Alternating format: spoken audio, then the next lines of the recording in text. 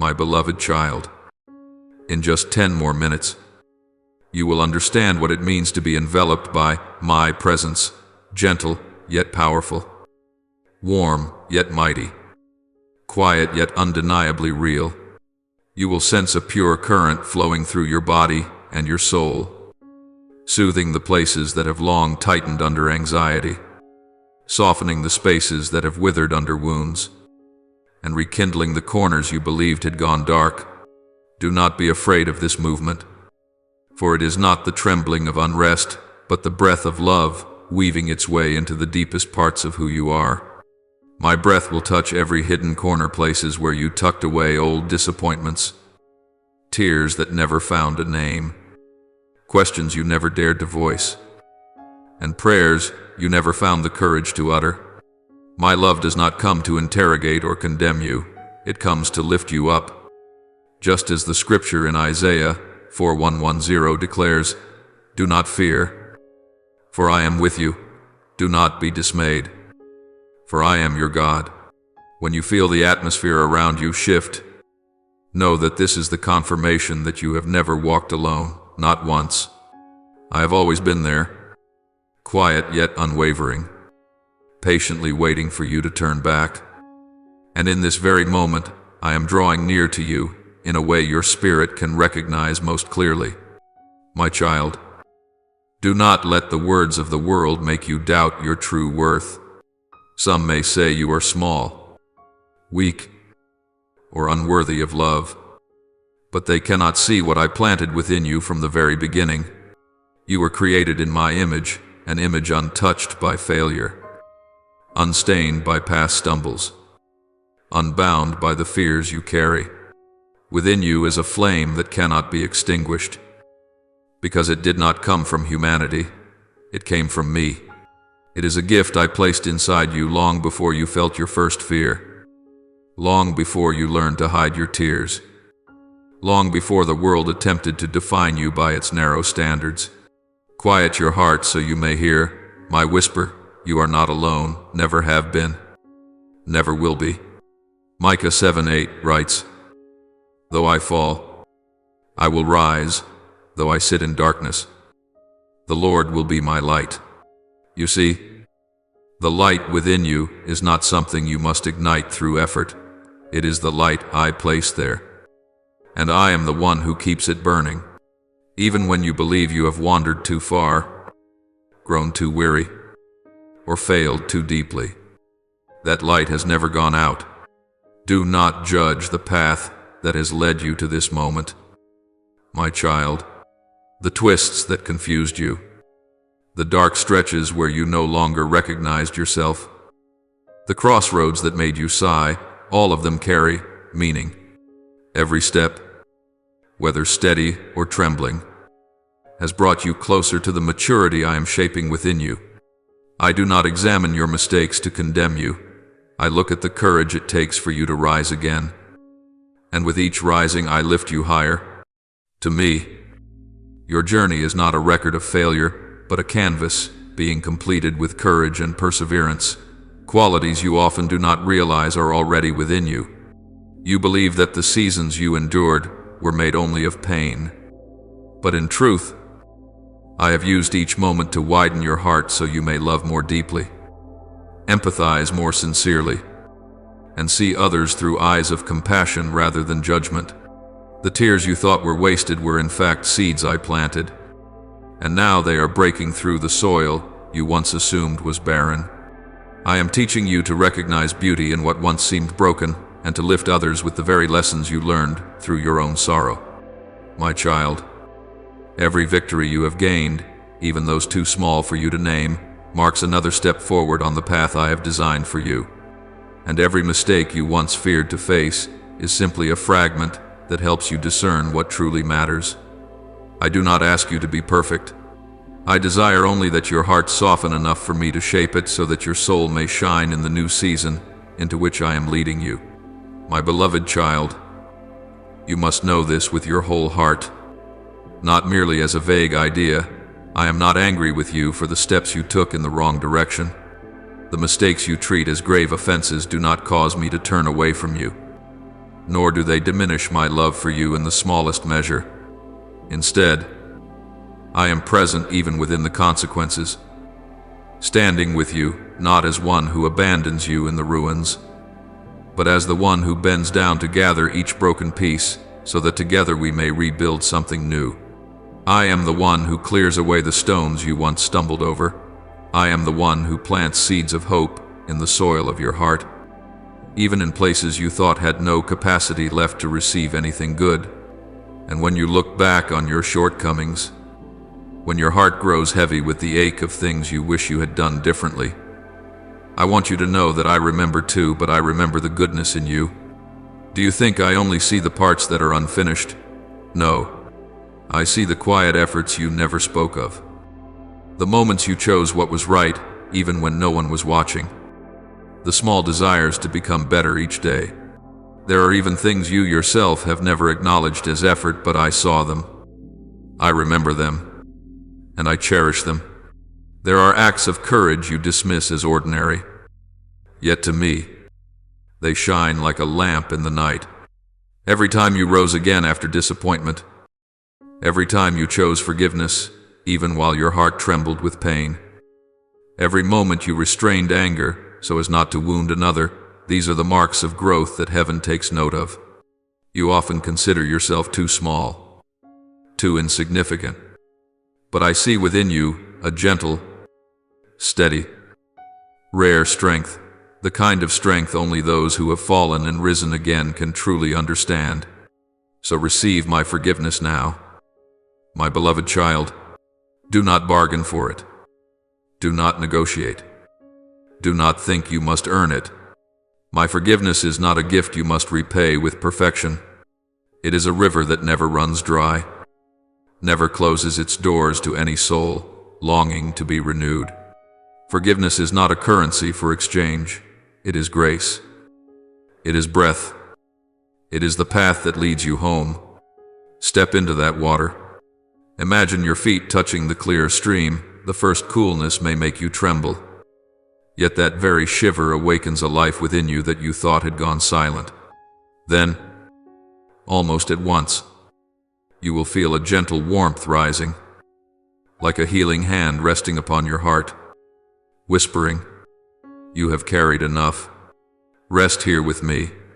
This is true rest, the kind the world cannot give and cannot take away. Let shame dissolve like mist under the morning sun. You do not need to wear it like an old, tattered garment. Let the urge to punish yourself fall away, for it was never something I desired you to bear. You were not made to live weighed down by guilt. You were created to walk in freedom, in light, in the newness of life I give. As 2 Corinthians 5:17 says, "If anyone is in Christ, he is a new creation.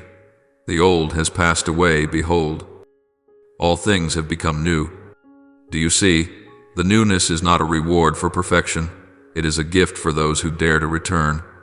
My child, let this freedom rest upon your life like a new mantle I place upon your shoulders, myself. You do not have to prove anything to me. You do not have to race against your past. You do not need to remember every detail of your failures to imprison yourself in darkness. You are free to begin again, not in fear of judgment, but in the embrace of complete acceptance. I know there are days you say, "I am not worthy," but my love has never been founded upon worthiness. It rests upon the truth that you are mine, and my child will always have a place in my heart, no matter how far you wandered or how many times you stumbled. So, let today become the moment of your new beginning. You do not need to wait until you are stronger. You do not need to wait until everything in your life is orderly.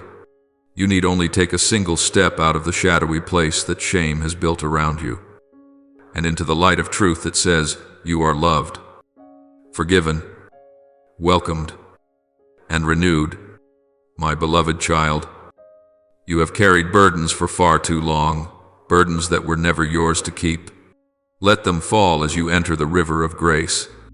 Let my Spirit remind you that from this moment on, you are no longer defined by what once held you captive, but by the new thing I am leading you into.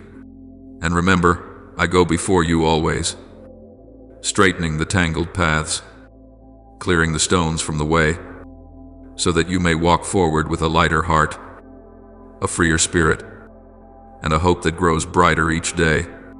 My beloved child, you do not need to strain yourself to prove that you are worthy in my sight.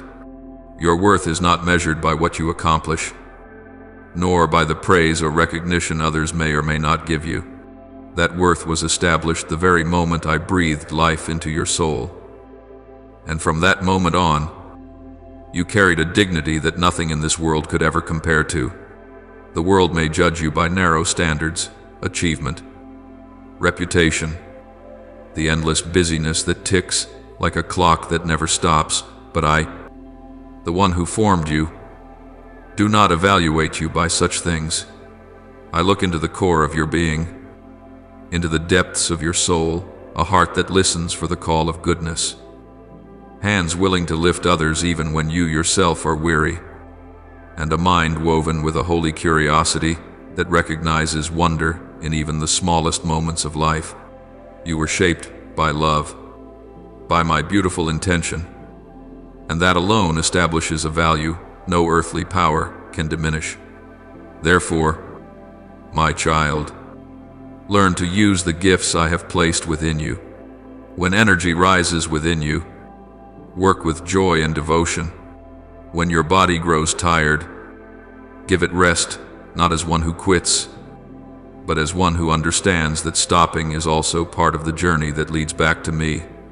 There will be days when you offer me drops of sweat, perseverance, and unseen efforts, and there will be other days when your offering is silence or a peaceful sigh released in stillness, and this, too, is a form of worship.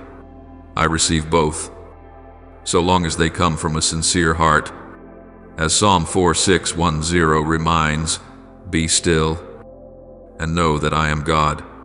That stillness is not an escape from responsibility, but a choice to place yourself into my arms, where I renew and nourish you. My child, do not assume that trusting me means you will never experience pain. Trust is not a shield that prevents every loss, but a declaration that pain does not get to determine your worth and does not have the authority to rewrite your story. You may face wounds so deep you feel your chest can barely hold another breath, or you may watch something precious slip from your hands like a leaf carried away by the wind. Yet this pain is not a sign of failure.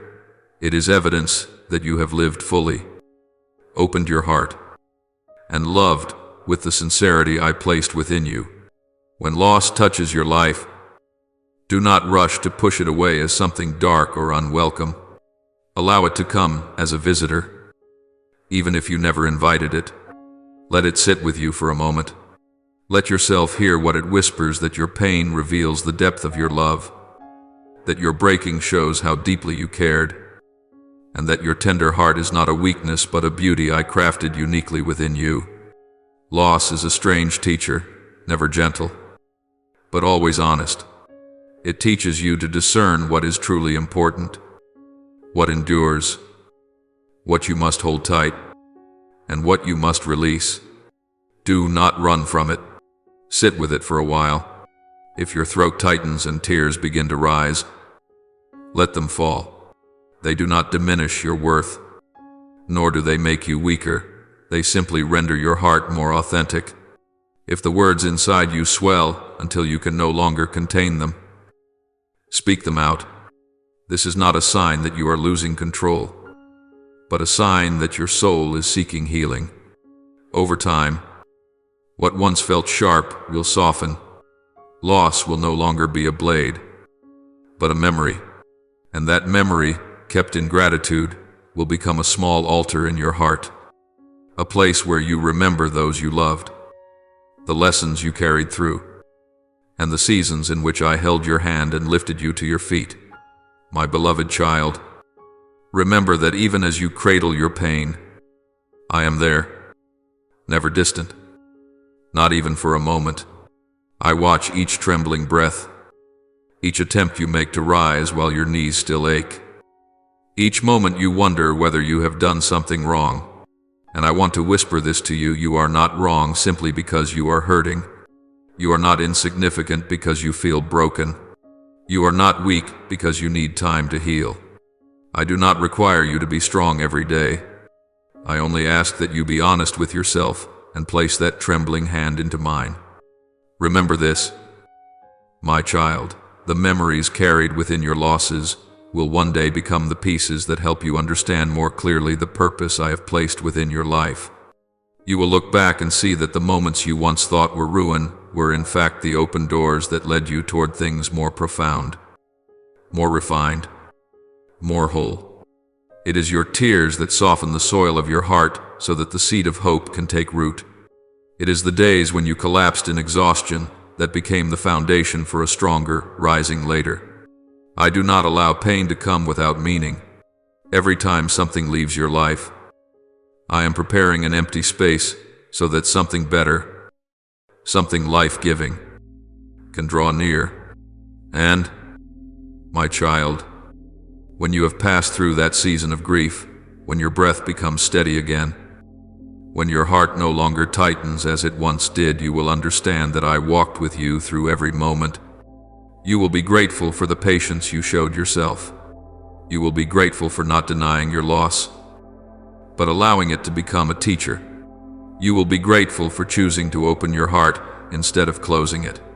And that very gratitude will become the place where you discover a deep and quiet peace. Peace, not because everything is perfect, but because you know I am still working in every detail, even in the ones you do not yet understand.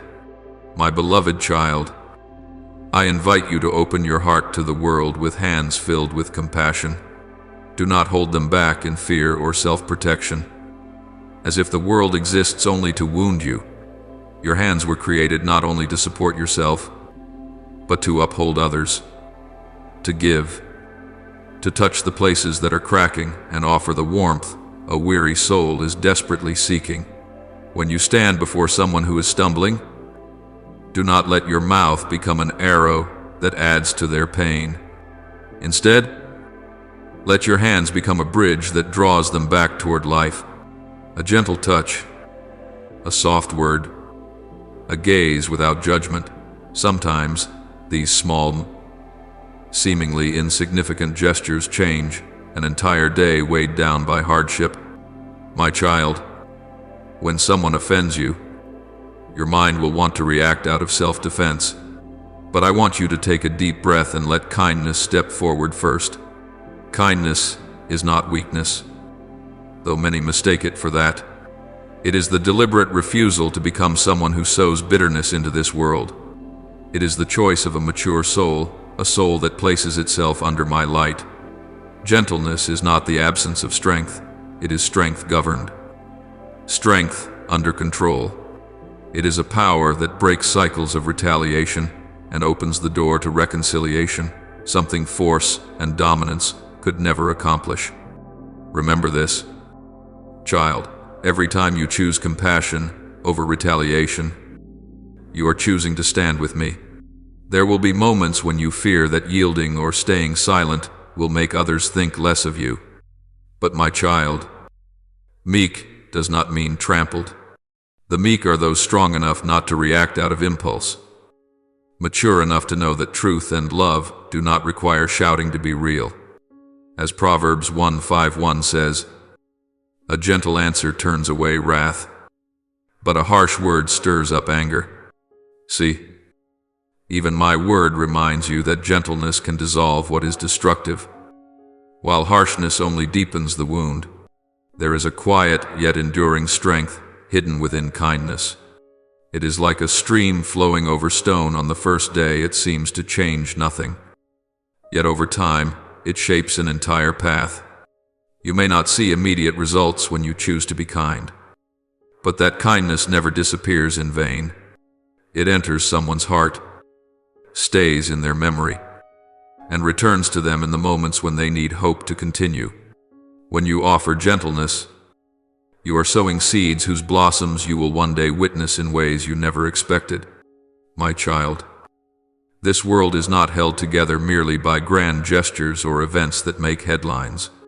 It is preserved, softened, and healed by small things, things that seem trivial but carry the power to move the human spirit. A word that does not wound, a meal you share even when your portion is not abundant, a child held close when the storms of life grow too heavy for them, a promise kept, even though no one demanded it. In these small choices, love moves. My love is not confined to miraculous moments. It is woven into the quiet decisions no one applauds. Yet I see every one of them. Do not underestimate the small responsibilities entrusted to you each day. They are not meaningless. You do not know that a gentle word may rescue someone standing at the edge of exhaustion. You do not know that your morning smile may steady a soul on the brink of collapse. You do not know that your peaceful presence may give another person the safety they need to open their heart. These things do not echo loudly in the world, yet they carve an imprint more enduring than any triumph or achievement. My beloved child, remember that it is the small things that form the framework, keeping an entire structure steady. People are often captivated by lofty peaks, great honors, and visible accomplishments. But I, the one who understands all things, place my attention on foundations. A majestic building may appear glorious, but if its base is weak, a single gust of wind can make it tremble. In the same way, a life that seems impressive yet lacks faithfulness in the small things can easily collapse when trials come. When you tend to the little things, you are building your own soul. You are forming a foundation strong enough for me to place greater things upon it. Anyone who despises small matters will never be able to keep what is great. But those who remain faithful in what is little will receive greater responsibility at the appointed time. For I know they can carry it with humility and wisdom. Let kindness become the natural rhythm of your life, not merely a reaction that appears in rare, fleeting moments. Train your eyes to notice the small needs around you, a lonely elder who needs a gentle word, a young person who needs encouragement, a stranger who could be lifted by a simple smile, a friend who needs someone to listen without judgment. I know your heart carries compassion. You need only open it, and you will see that it is through your actions, even the quiet ones, that I am moving. My child, let silence become the gentle teacher of your soul. In a world that never stops turning, where sounds tumble over one another like a rushing waterfall, you are invited to step into a different realm, one shaped by stillness rather than noise. Do not fear quietness, for it is not an empty void.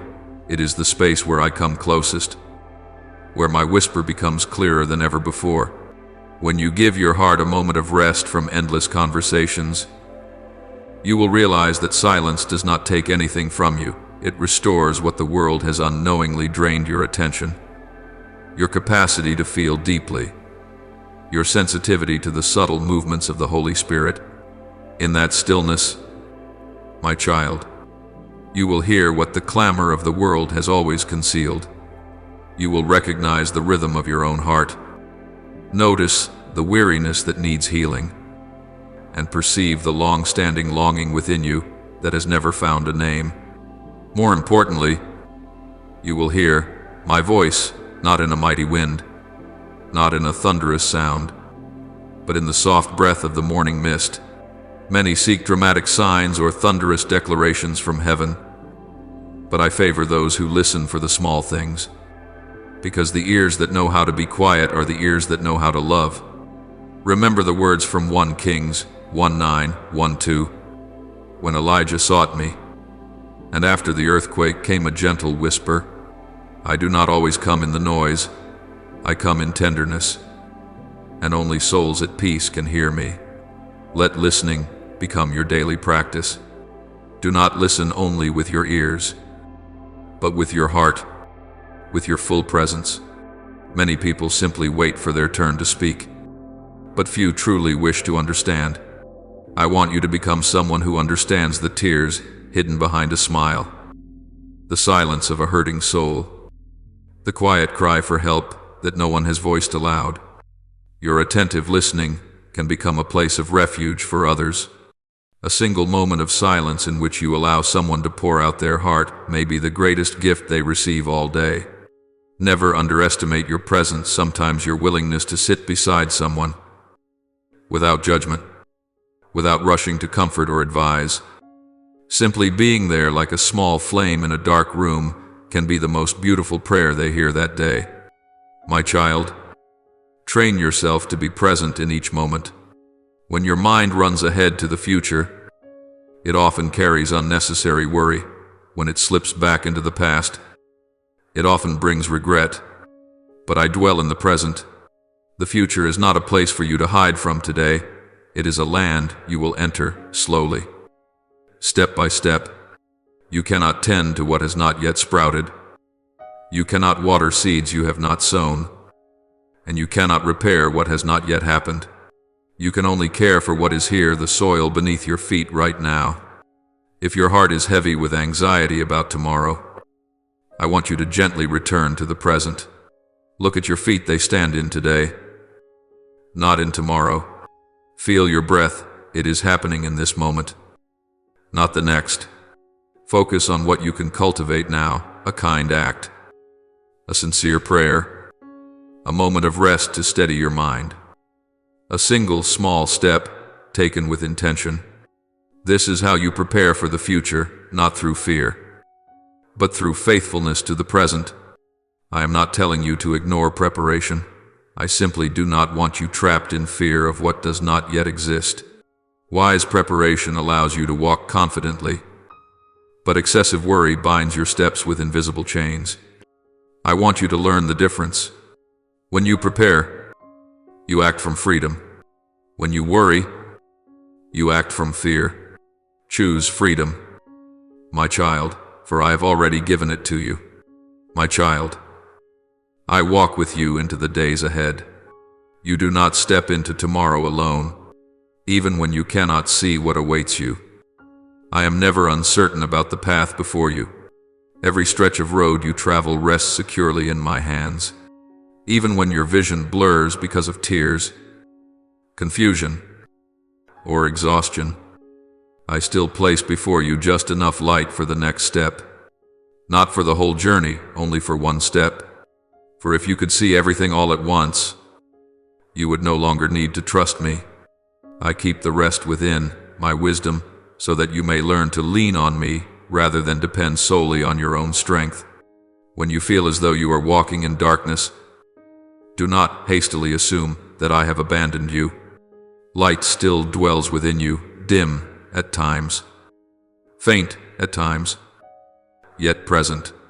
Even the smallest glimmer is enough to show you that you are still moving in the right direction. And when you see nothing ahead, remember that my hand has never released yours. The weaker you feel, the tighter I hold you. The more you tremble, the more closely I draw you into my embrace. My child, I want you to know that life does not always require you to accomplish something great. Sometimes it simply asks you to be truly present for yourself and for those around you. There are moments when your quiet presence, unrushed, untroubled, unburdened by pressure, becomes the very healing miracle someone needs. There are moments when pausing to hear your own breath amid a crowded day allows your soul to recover the peace it has misplaced. And there are moments when sitting still beneath my shade, even for a few minutes, is enough to shift the entire direction of your heart. Slow your steps, listen more deeply, breathe more fully, live with open eyes, with a heart attentive, with a soul unafraid of the shadows. You do not need to see the entire path. You only need to trust me enough to take one more step, and I will walk with you, not behind you, not from afar, but right beside you, as a loving father who knows every subtle tremor of your heart. My beloved child, I want you to learn a lesson many forget. Forgive yourself with the same generosity you offer to others. It is easy for you to use compassion to soothe someone else's wounds, Yet you are often harsh toward your own. You can list countless reasons to excuse another person's struggles, but refuse to grant yourself even the smallest measure of mercy.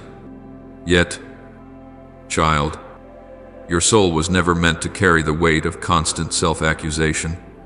It cannot flourish while squeezed beneath regret. Learn to treat yourself with the very kindness I have planted within you. There will be days when you look back and whisper, "If only I had chosen differently. If only I had been wise enough to avoid this. If only I had been strong enough to say no."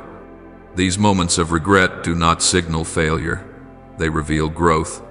A soul that can look honestly at its missteps is not weak, it is courageous. Understand that a life is not built on perfect decisions, but on the many times you rise again from imperfect ones.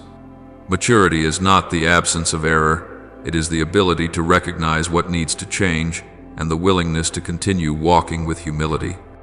When you make choices that trouble your heart, do not run from them. Avoidance only stretches the shadows within you. Face what has happened the way a student stands before a lesson. You may ask, "Where did I go wrong? What was lacking? What could I have done differently?" But after acknowledging these things, take one more step: acceptance. Own your part, not to condemn yourself, but to grow. If something can be repaired, mend it with sincerity. If an apology is needed, let it become a release for both hearts. But when what has passed cannot be undone, allow it to remain behind you like a stone that has already smoothed the soles of your feet. Do not think I expect perfection from you. I never have. What I desire is a tender heart, one that knows how to return, how to adjust its direction when necessary. The price of growth often includes stumbling. Yet each wound, if you let me touch it, becomes a place where light can enter. As Psalm 34:18 says, "The Lord is close to the brokenhearted." Do you see? My child, even my own words testify that those who have been shattered are the very ones I draw nearest to. I do not withdraw when you fail. I come closer to help you rise. My child, shame is not the tool I use to lead you. It is a heavy garment you place upon yourself when you forget that I knew everything about you, even before it happened.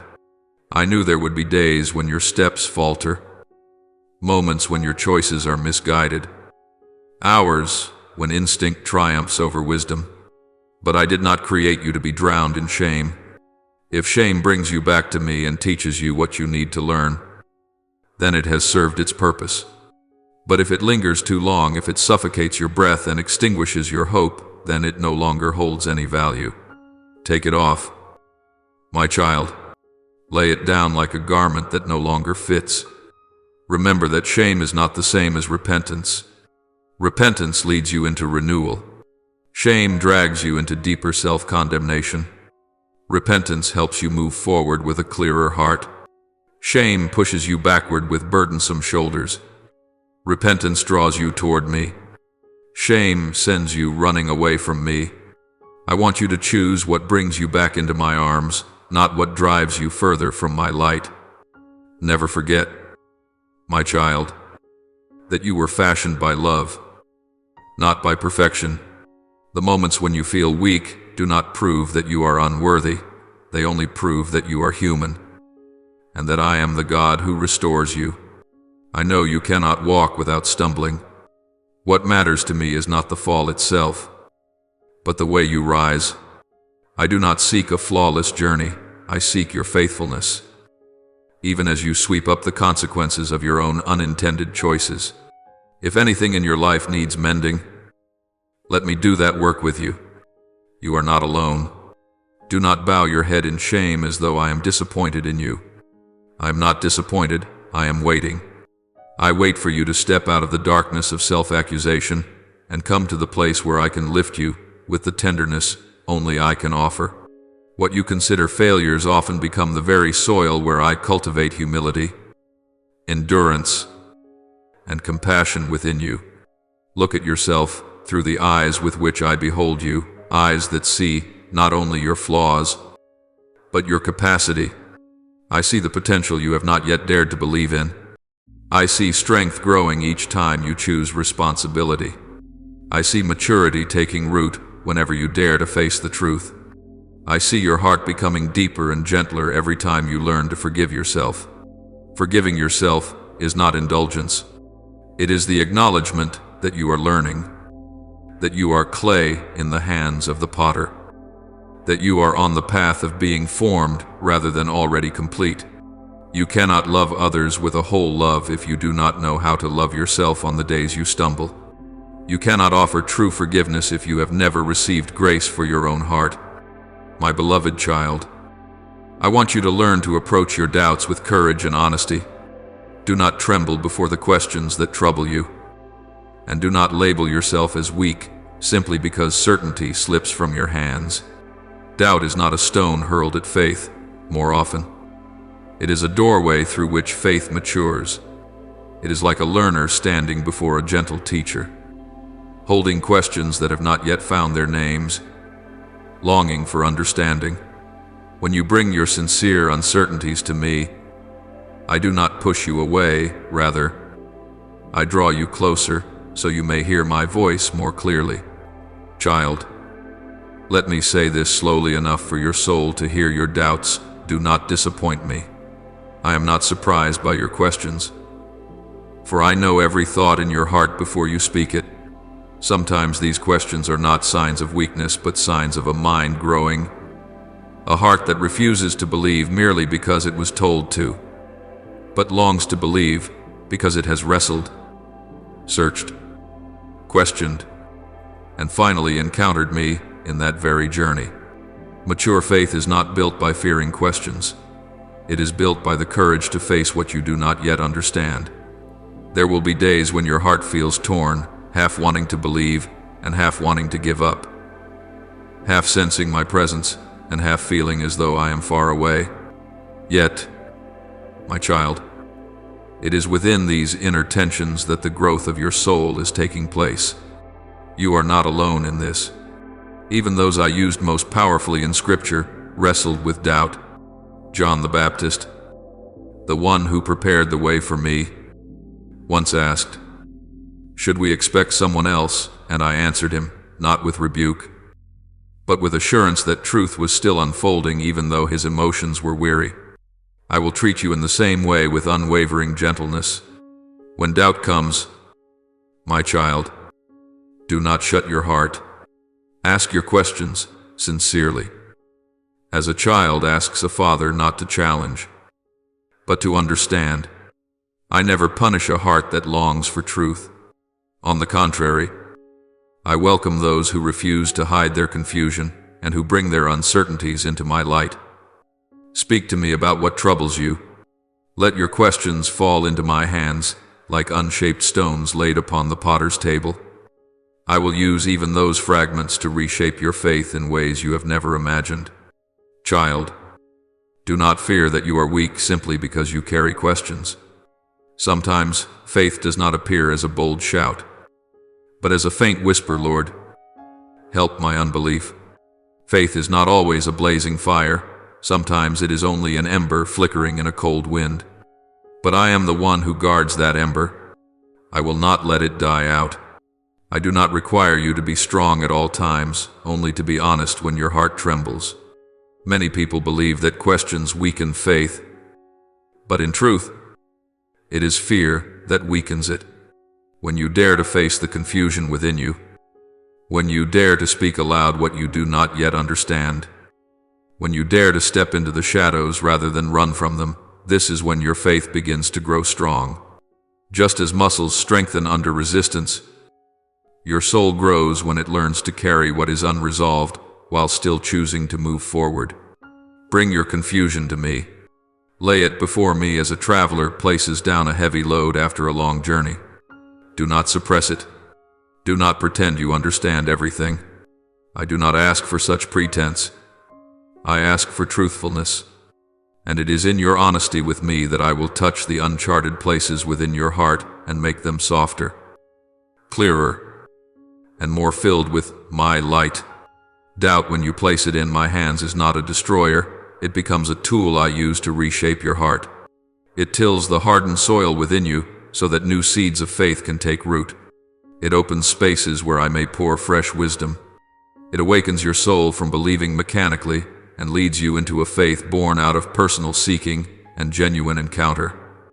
My beloved child, there are moments when the answers you long for do not come immediately.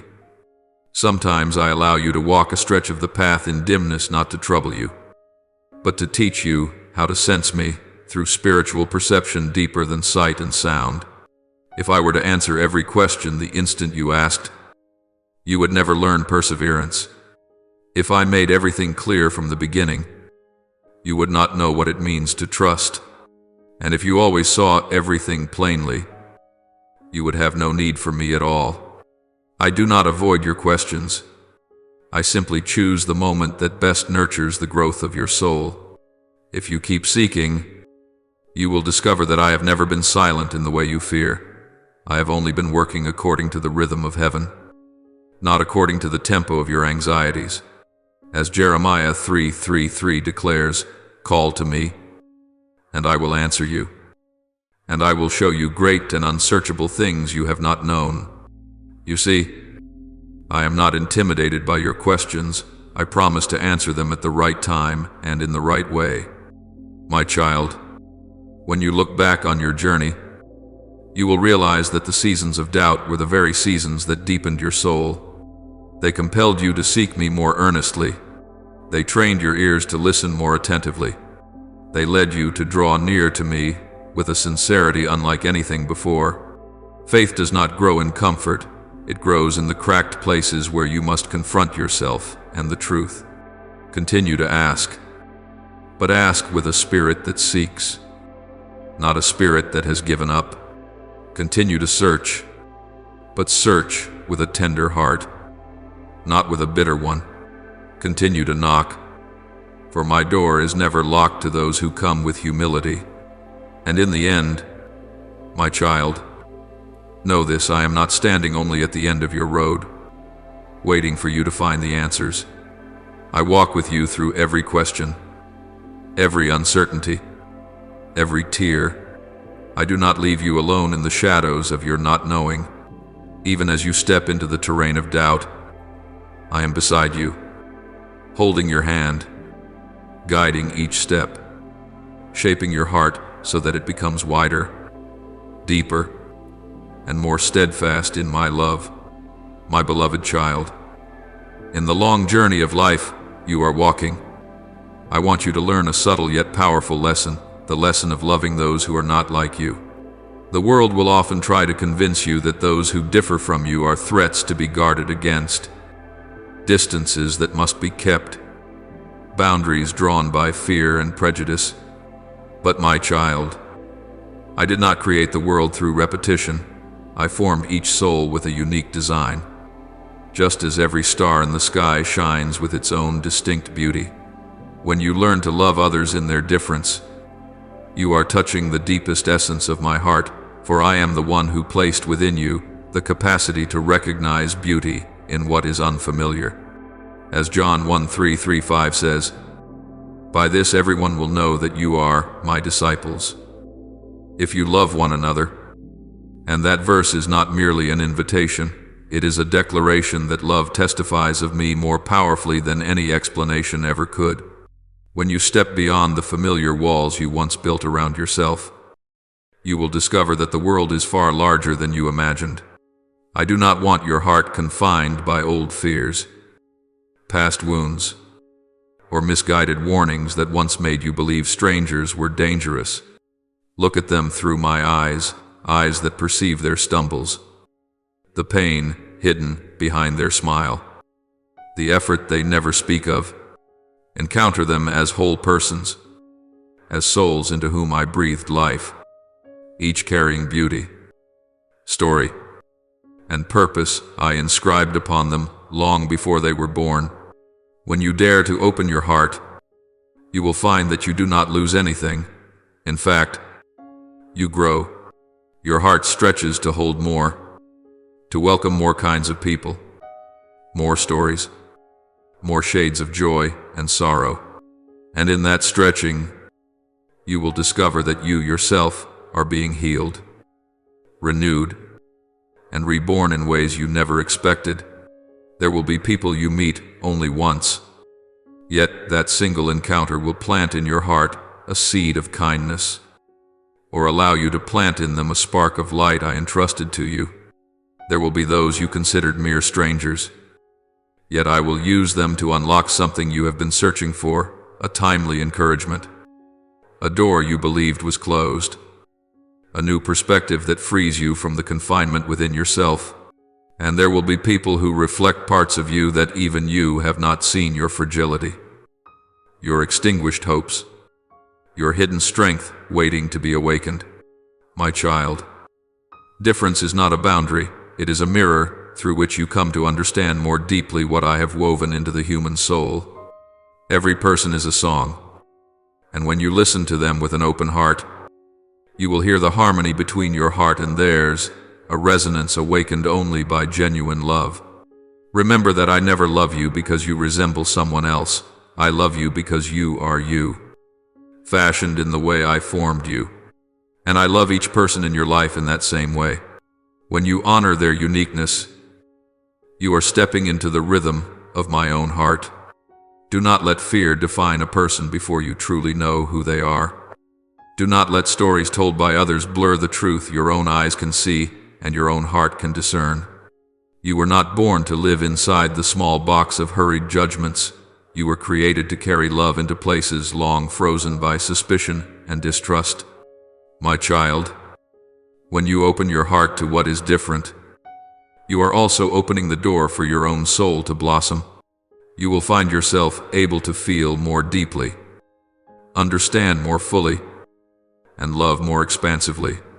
The narrowness within you, the dim corners of self-protection, the fears that tell you you will be hurt if you open yourself, these things will fall away piece by piece as you draw nearer to your true self, the one made in my image.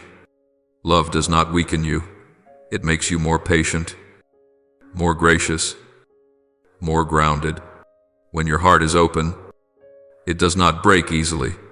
Instead, it becomes strong, like an ancient tree, able to endure fierce winds because its roots run deep and its branches stretch wide. And do you know this? Every time you choose love over fear, forgiveness over suspicion, support over judgment, you are revealing my fingerprints in the midst of ordinary life. I want you to be a gentle light in the lives of others, not blazing so brightly that it blinds, but warm enough that someone sitting in darkness can sense that hope still exists. You do not need to change the whole world. You only need to change the way you see it. And from there, the world around you will begin to change in response. My beloved child, continue to love, even when that love is not immediately returned. Continue to open your heart, even when others are not yet ready to meet you with the same openness. Continue to sow good seeds, even when the harvest is still far off. For love always carries a voice of its own, a quiet yet persistent voice that can reach places the mind cannot touch. I will use your love as a gentle wind sweeping across the barren places in other hearts. And I will also use them to broaden your capacity, shaping you day by day to resemble me more closely. My precious one, I want you to learn one of the great mysteries of spiritual life, the mystery of the power in your words. The world teaches you that words are nothing more than fleeting sounds, blowing by like the wind. But in my kingdom, words carry the weight of life and death, of building and destroying, of healing and harming. Your tongue is not an ordinary instrument. It is a bridge between heaven and earth, between what I plant in your heart and what will emerge in the lives of others. Proverbs 1:8-1 declares, life and death are in the power of the tongue. And that truth reminds you that every word you speak carries a direction toward life or toward decay. I have given you the right to choose. My child, I invite you into a deeper way of living, where your words are not unconscious reactions but intentional seeds. Each time you open your mouth, think of yourself sowing into a garden, either a garden of light, where hope blooms and faith is strengthened, or a garden of shadows, where doubt, bitterness, and hurt take root. You cannot control everything that happens around you, but you can choose what you sow. You cannot change another person's heart in a moment, but you can place a good seed within them, so that one day it may grow into healing. Learn to use your words to bless, for when you bless, you stand on my side. The world often uses its tongue to judge, to complain, to attack, or to measure others by fragile standards. But you are called to walk another path. The more your heart is bound to mine, the more your words will echo, my voice gentle yet strong, tender yet uplifting, simple yet carrying the breath of life others are longing for. Speak what is good, for you never know how a single sentence from your lips may save a soul standing on the edge of despair. My child, practice speaking the truth, but speak it in gentleness. Truth is not a rod used to strike others. It is a lamp that guides them out of darkness. When you speak truth without love, your words become a blade that causes people to shrink back in fear. But when you speak truth with the tenderness that comes from the Holy Spirit, your words become a healing medicine that opens the heart, helping others recognize that you truly care for them. Never forget that even I speak to you with a gentle voice when I correct you. I do not use thunder to break you, but use soft rain to tenderize the soil within your heart. And, my child, do not hold love silently inside yourself without expressing it. I want you to speak the words that many around you long to hear but do not dare to ask for. Tell those you cherish that you value them, that their presence in your life is a gift I have given you. Many have lived so long in the silence of their wounds that they no longer believe they are worthy of love. A single sentence from you may become the bridge that leads them back to hope. When you say, I care for you, you are not merely using your own words, you are echoing my heart for them. My child, use your words to sow hope into barren places where despair has dried the ground. Sometimes a single sentence is enough to lift someone who sits in the shadows you do not see. Remember that many smile when they stand before others, yet deep within they are pleading for even the smallest ray of light. When you speak a sincere word of encouragement, you become my extended hand, placing a spark of courage into their souls so they may rise once again. And the journey of your words does not end with others, it returns to you as well. When you choose to name what is good, your words do more than transform the atmosphere around you. They transform your own heart. When you choose to see the brightness in others, you learn to recognize the brightness in yourself. When you speak what is wholesome, your heart becomes generous. When you speak encouragement, your mind becomes tender toward grace. Words do not only build the lives of others, they shape the inner life within you. Be careful with words of complaint and negativity, for they are seeds with thorns. Once you plant them, they not only wound others but take root in your spirit, weakening your faith and narrowing your ability to recognize the good I am doing. But when you continually sow gratitude, blessing, and trust, the garden within you will bear abundant fruit, and those who pass through your life will find shade and refreshment from what you have planted. My child, remember that your words are a gift I have placed in your hands, so you may become a bearer of life wherever you go. Let your tongue be a refreshing stream, not a flame that scorches. Let your words heal the wounds of others rather than burden them further. And know this, every word that flows from a heart of love is heard by me, recorded by me, and used by me to open doors you have not yet seen. My beloved child, I want you to understand a gentle truth that carries great transformative power. Time is not a possession for you to guard tightly, but a gift I have placed in your hands so you may learn to live deeply. to love well, to rest, and to give. Time is like a river that never ceases to flow, and you cannot grasp it in your fist and claim, "This is mine alone." Water stays pure when it moves, and your soul remains healthy when you allow your time to flow in the rhythms I set for you. Ecclesiastes 3:1 says, "There is a time for everything, and a season for every activity under heaven." And this reminds you that even the pace of your life must rest within a sacred order, where rest and service do not oppose one another but blend like two streams flowing into a single wide sea. My child, you sometimes think that the way to protect yourself is to reserve your time, to hide it away like treasure so no one can touch it. But mature love is not withdrawal. It is wise discernment between keeping and giving. I do not want you exhausted from pouring out every moment, nor do I want you to lock your heart behind the walls of busyness. I want you to arrange your life like a hymn where every measure has its place, where stillness forms the foundation for service, and service makes stillness all the more complete. Set apart quiet moments that allow you to return to your own breath, giving your soul room to receive what I am speaking to you. Stillness is not avoidance of the world. It is the place you come to be healed, filled, and reshaped where life has worn you thin. In those moments, I touch your weariness and turn it into new strength. I touch your fears and transform them into faith. Silence is not an empty void. It is the sacred chamber within your soul that I have prepared so that you and I may meet. But my child, your time, too, belongs to a purpose greater than yourself. A river does not flow merely to cool the stones at its bottom.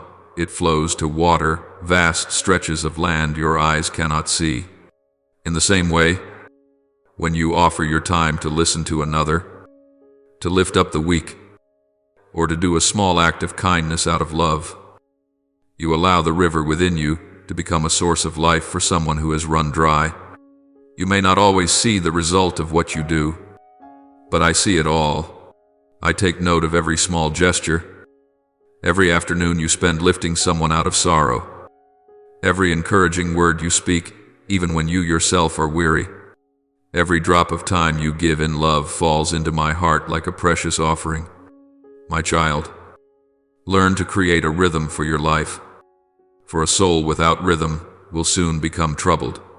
You were not made to live in constant chaos, nor were you made to lock yourself away inside an ivory tower of stillness. Your soul needs motion, but it also needs rest. That is why I want you to shape your life like a three-part song: morning for peace, daytime for faithfulness, and evening for gratitude. A morning settled in peace allows you to begin the day not with anxiety, but with the assurance that I am walking with you. When you sit in silence, close your eyes, and breathe in my presence, you lay the foundation for everything that follows. Those moments give you the strength to face whatever awaits you. They also open the door for you to hear my voice in the simplest of things: the song of a bird, the early sunlight, the soft rise and fall of your own breath. That peace will accompany you the rest of the day if you guard it as a precious jewel. A day dedicated to faithful work is not a matter of proving yourself, but of partnering with me in each small task. When you work with faithfulness, even in the quiet things no one notices, heaven still sees. I do not measure your value by your visibility, but by your devotion. Every hour of your labor, every moment of focus you pour into what is before you, becomes a silent prayer rising to me, and you will come to understand that the faithfulness of your day is the way I train you to become stronger, more patient, and more compassionate. An evening set aside for reflection and gratitude is the moment you look back on your day and recognize how my hand has been present. You may have been tired, busy, or pulled through pressures of many kinds. But when you take time to be still, everything returns to its rightful place. Gratitude softens the heart, making small frustrations less heavy than they once seemed. You will see gifts in every moment, a smile, a helping hand, an opportunity, even a challenge that shaped you more deeply. When you are grateful, your heart expands to receive more in the days ahead. My beloved child, I want you to grasp a truth you often overlook on your journey with me. Your body is not merely a temporary garment, it is a sacred dwelling I have entrusted to you so that you may live, experience, and walk upon this earth. From your very first breath, I placed within you a wondrous gift, a body that can feel, move, ache, heal, grow weary, yet rise again. And I desire that you tend to this gift as a gardener tends a cherished garden with reverence, awareness, and love. The world may convince you that caring for your body is secondary, or that it is something reserved for those who chase outward beauty. But in my eyes, your body is the vessel through which your soul expresses love, the means by which your faith interacts with the world around you. It is where your heart beats, where your breath resounds, where your quiet prayers ascend in the hidden place. For this reason, I want you to learn how to honor it. 1 Corinthians 6:1-9 reminds you, your body is the temple of the Holy Spirit, and this truth is not meant to burden or frighten you, but to help you remember that you were created with a value far beyond what the natural eye can perceive. My child, nourish your body with what is wholesome and good. Do not treat eating as an unconscious habit, but as an act of gratitude for the life that is renewed in you each day. Choose foods that bring vitality, that give you strength to walk out the tasks I place before you. You do not need to follow the world's rigid standards, nor push yourself to exhaustion. Listen to your body because it has its own language. And if you are calm enough, you will hear what it is asking for: water, rest, gentleness, or recovery. When you pause and respond to these needs, you are honoring the gift I have given you. And in the same way, do not indulge your body to the point where it becomes fragile and easily swayed by fleeting desires. Balance is the memory I have engraved into creation.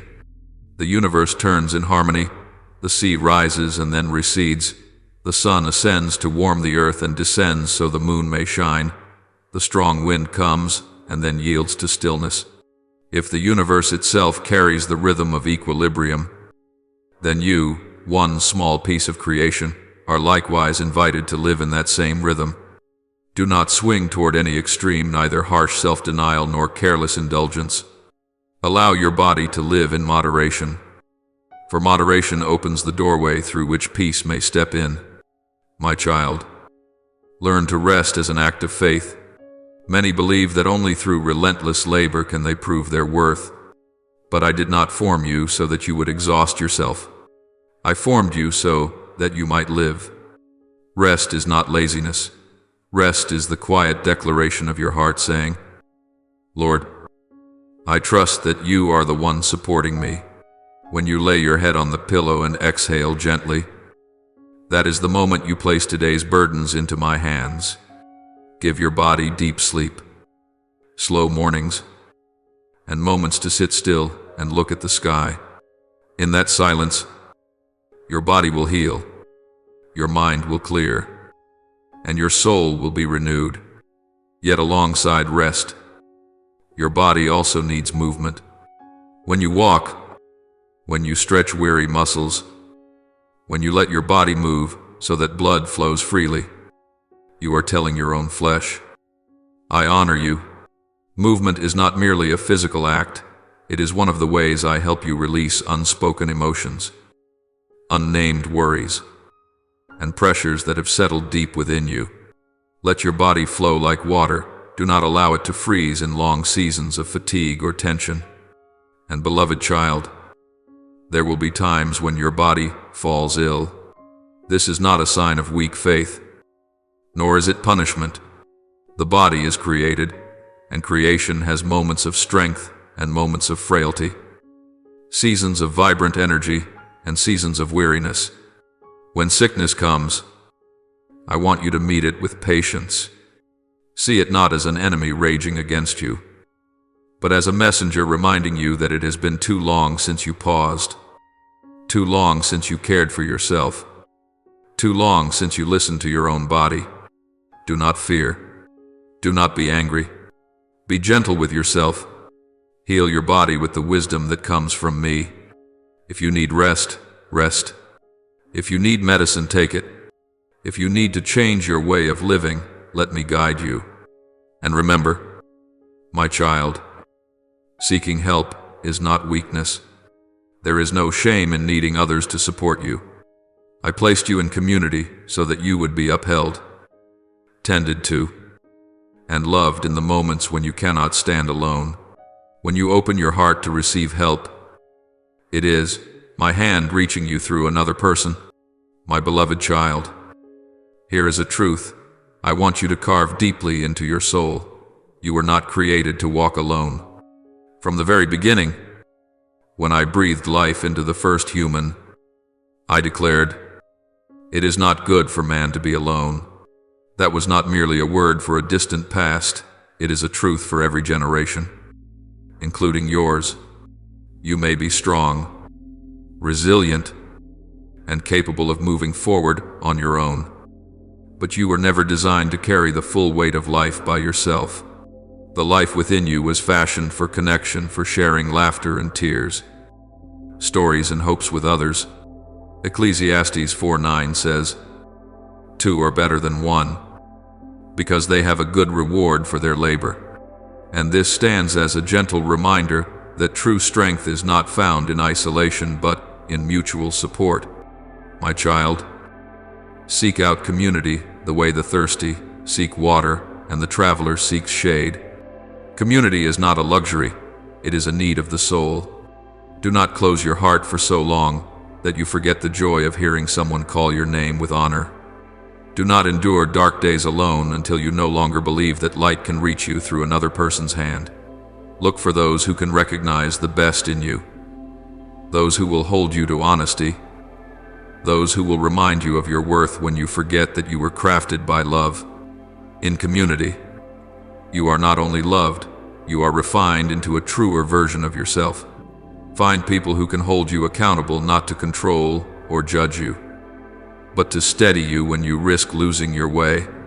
A sincere friend will look into your eyes and ask, "Are you truly living according to what God placed within you?" They will not allow you to give up in weariness, nor will they let you drift into complacency.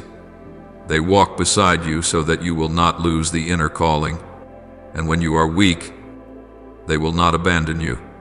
They will stand at your side and lift you up. For they know that none of us were created to live as isolated islands in the wide sea of life.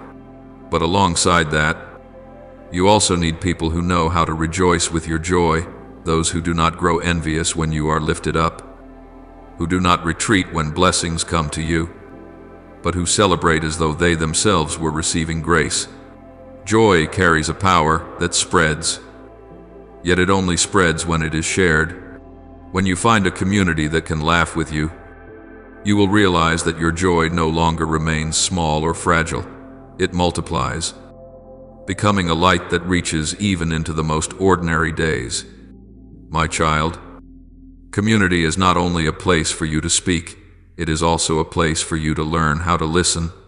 When you sit beside someone who opens their heart, you are not only hearing their story, you are hearing an echo of humanity itself within them.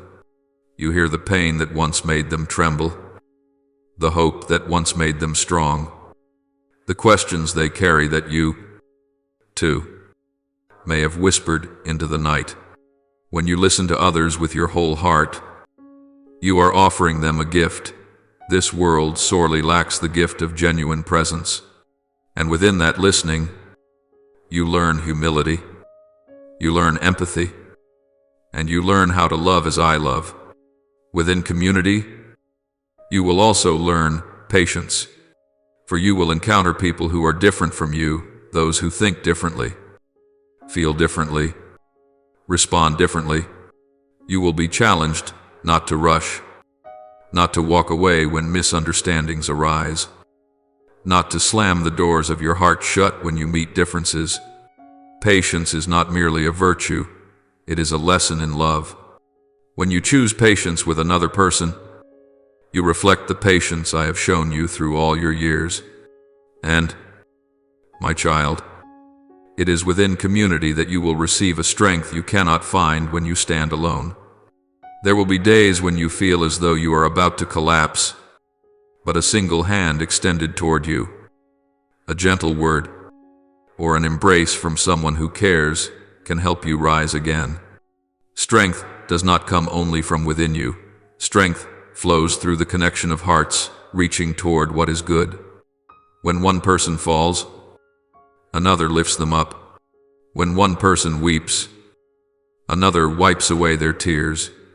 When one person prays, that prayer becomes a resting place for the weary soul. Yet community is also the place where you practice forgiveness. No group of people is perfect. No heart has gone through life without wounding another, whether by intention or by accident.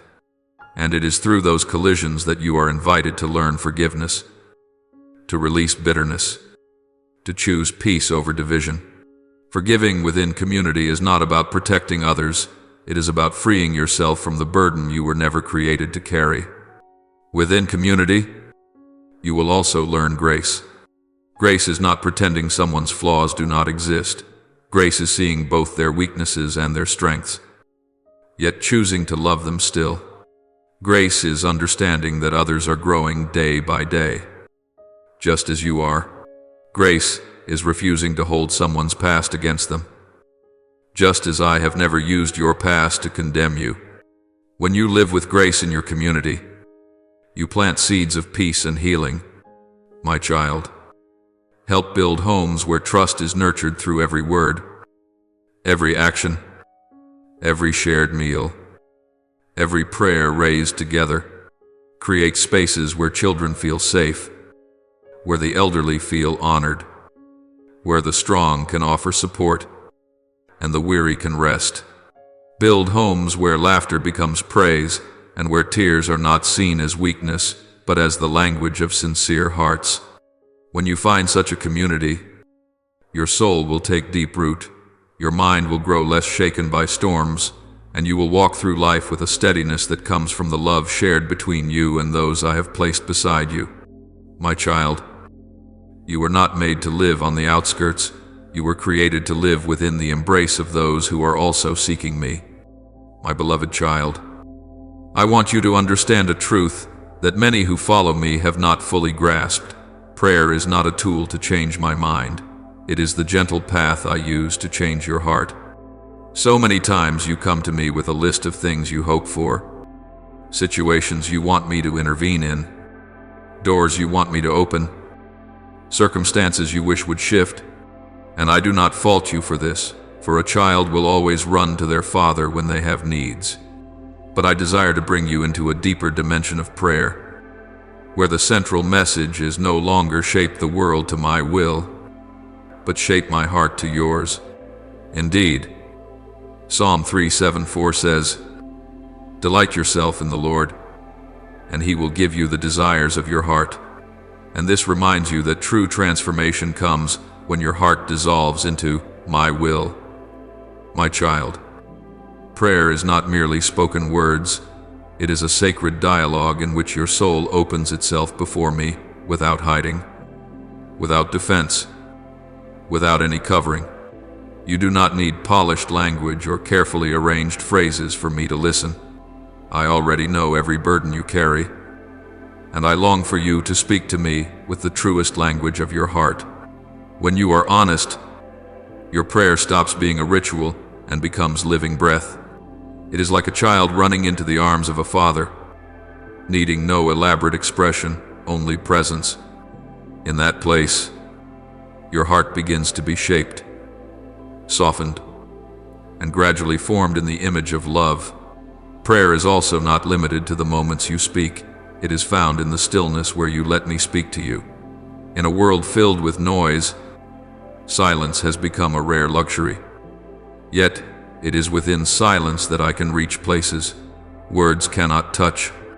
When you sit quietly without trying to find the right phrasing, without attempting to control your thoughts, without performing, simply being there, I draw near to you in the deepest way. I do not come with thunder or blazing fire. I come with gentleness, with warmth, with a peace that slips quietly into your heart in ways you cannot explain. In that quiet, I heal wounds you have not yet named, and I loosen the knots that have tightened within your soul. When your spirit is overflowing with joy, sing, my child. Let your song rise as an offering that touches heaven. It does not need to be perfect, nor does it need to follow any rhythm. What I listen for is not the height of your voice, but the honesty of your heart. When you sing with gladness, you are doing what creation itself was made to do: honor me in delight.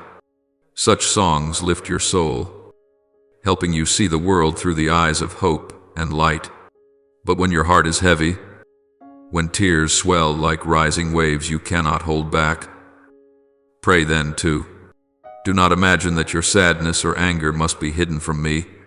I do not love you based on how cheerful or radiant you feel. I love you fully, both when you shine and when you are broken. Bring your pain, your disappointment, your anger, your fear to me.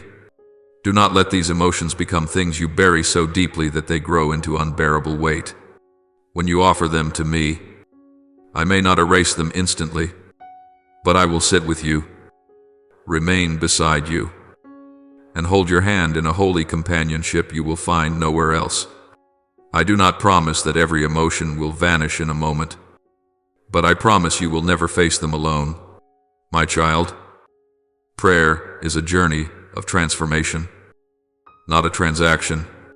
It is not a list you submit to heaven awaiting a response, nor is it a tool for bending circumstances to your will. Prayer is the process by which layers of fear are peeled away, illusions of control are removed, and the walls you built around your heart begin to fall. It is the journey through which you slowly see the truth about yourself, your tender places, your weaknesses, your wounds in need of healing. And when you allow me into those places, transformation begins. Little by little, you will realize that your prayers change not because I change, but because you are renewed. Instead of saying, "Let everything go according to my plan," you will learn to say, "Lord, teach me to receive what is truly best, even when it differs from what I hoped for." Instead of praying, "Take this away from me," you will say, "Use this to make me grow." Instead of asking me to change others, you will begin asking me to shape your own heart so you may love them as I do. That is when you enter the true depth of a spiritual life. My beloved child, remember this: every word you whisper to me, whether in quiet murmurs, in song, in tears, or in silence, is heard completely. No prayer is overlooked. No tear is forgotten. And even when nothing around you seems to change, know that the one being transformed is you. You are becoming softer, more patient, more grounded, more loving. You are becoming the person I envisioned when I formed you. My beloved child, I want to speak to you about something you have often struggled with in your journey of maturity: your ability to loosen your grip on the plans you hold too tightly. I see every dream you cherish, every intention you place into your future, every hope you nurture with the sincerity of a devoted heart. I do not dismiss these desires. In fact, I value them, for they reveal that you are living with expectancy and a longing to move forward. Yet, my child, I also want you to learn a profound truth. The most beautiful gifts come when your hands know how to hold things lightly. Many times you believe that gripping your plans tightly will guarantee their outcome. You fear releasing them because you fear losing them. Fear change. Fear drifting away from what you have envisioned for so many years. But my child, The things you cling to too tightly can become chains that bind you. When your fingers ache from holding on, you no longer have strength to receive what new things I am preparing for you. When your heart closes out of fear, you fail to see the opportunities I am placing right before you. There have been moments when I opened a better path. Yet because your eyes were fixed solely on the one perfect outcome you imagined, you did not recognize that I was leading you into something far greater. My child, work diligently for the things you believe are right. Pour your heart, your devotion, and your faithfulness into what you pursue. I delight in diligence. I rejoice when I see you give yourself wholeheartedly to what is worthy. Yet, at the same time, keep a sacred space within your heart where I may rewrite the story if needed. Do not let your hands be locked in stubbornness, but keep them open, like one who knows that every good and perfect gift comes from me. Let your feet remain ready to move in a different direction should I call, for I see what you do not see. I know what lies beyond the bends of the future, those places your eyes have not yet reached. Proverbs 1:6-9 says, "A person may plan out his path, but the Lord directs his steps." This reminds you that planning is not wrong, but allowing me to direct you is what ensures you do not miss the true blessing meant for you. Dream, plan, and work diligently, yet let me be the one who writes the final period. My plans will never lead you into dead ends, and my intentions are always for the flourishing of your soul. My child, clinging too tightly to a single path can blind you to the countless possibilities I am unfolding before you. How many times have I placed an open door right in front of you, yet you stood weeping at the one that closed? Mourning what you believed you needed, you thought the closed door was a loss. But sometimes it is simply my way of keeping you from stepping into a place that no longer belongs to you. I never take something from your hands without preparing something better in its place, a greater joy, a healthier relationship, a more fitting opportunity, or perhaps an entirely new season filled with light you never imagined. Believe this, my child, when one door closes, another will open not by chance, but because I am leading you. Every closing carries purpose. Every change carries my invitation. You do not need to understand everything at once. You only need to trust that I never abandon you midway.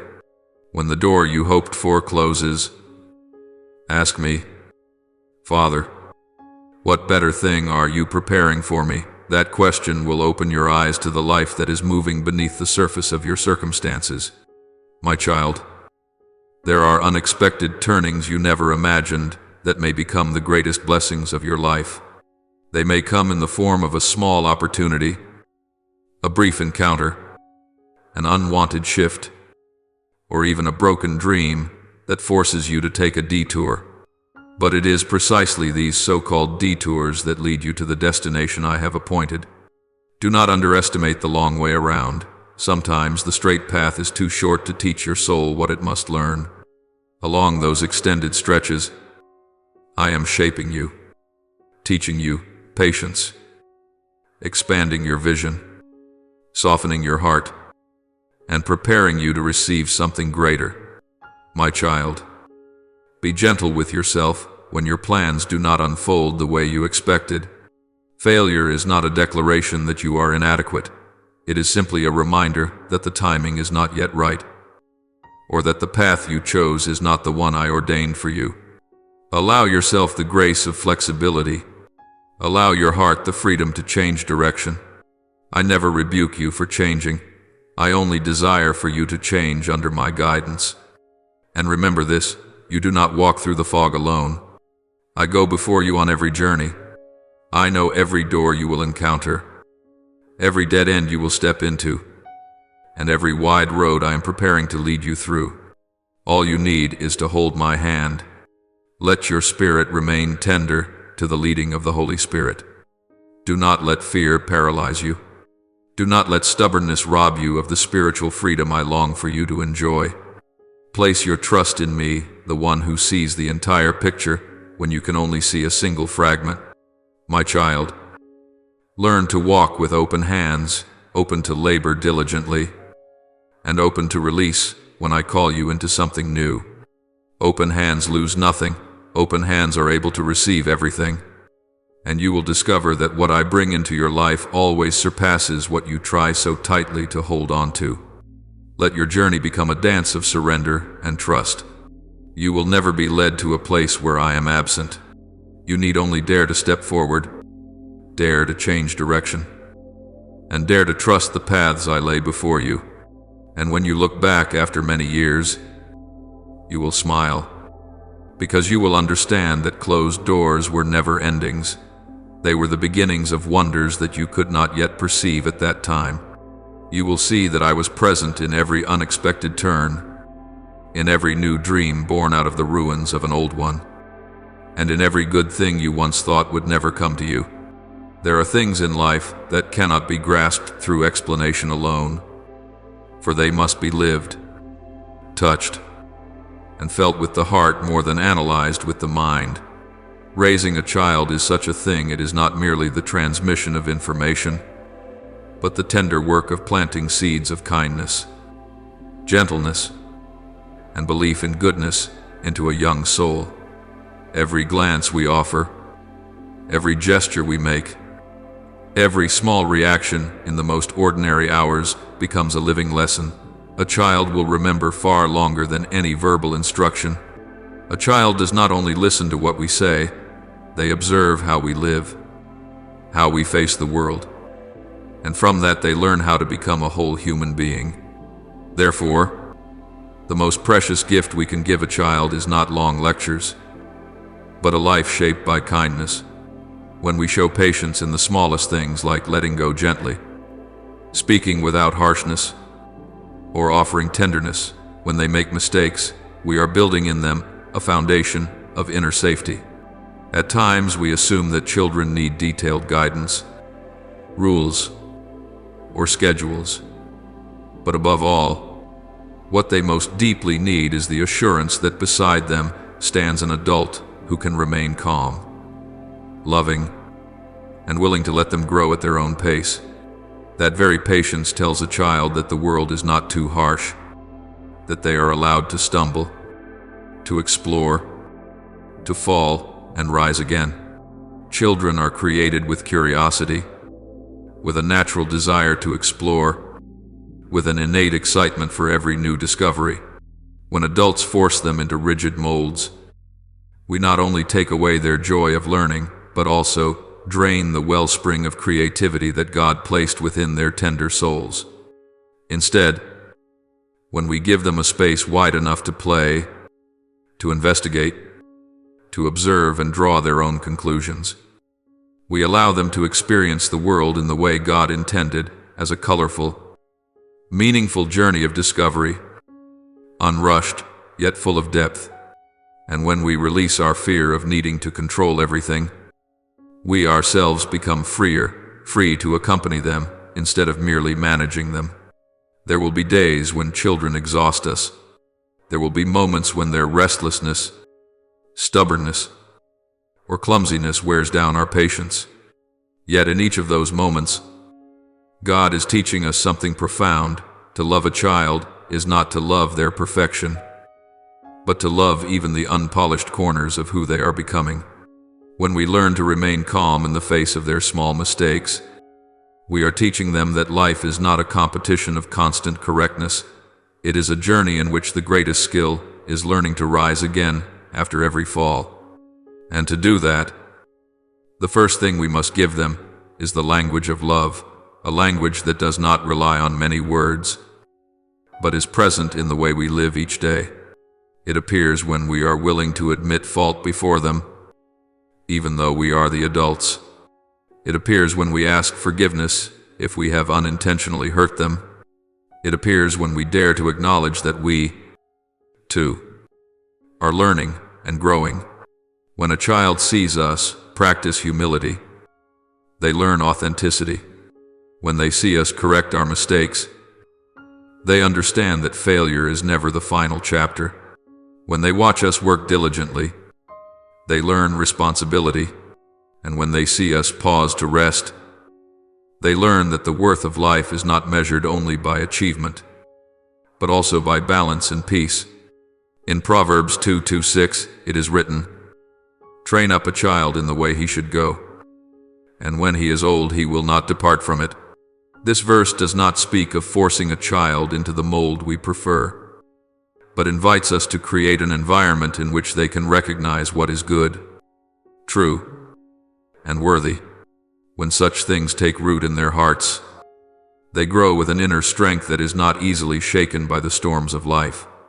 The wonder is that this great lesson does not arise from extraordinary events, but from the most familiar moments: a family meal, an evening reading together, a comforting embrace when the child is upset, a gentle goodnight blessing, or simply the quiet presence we bring into their world.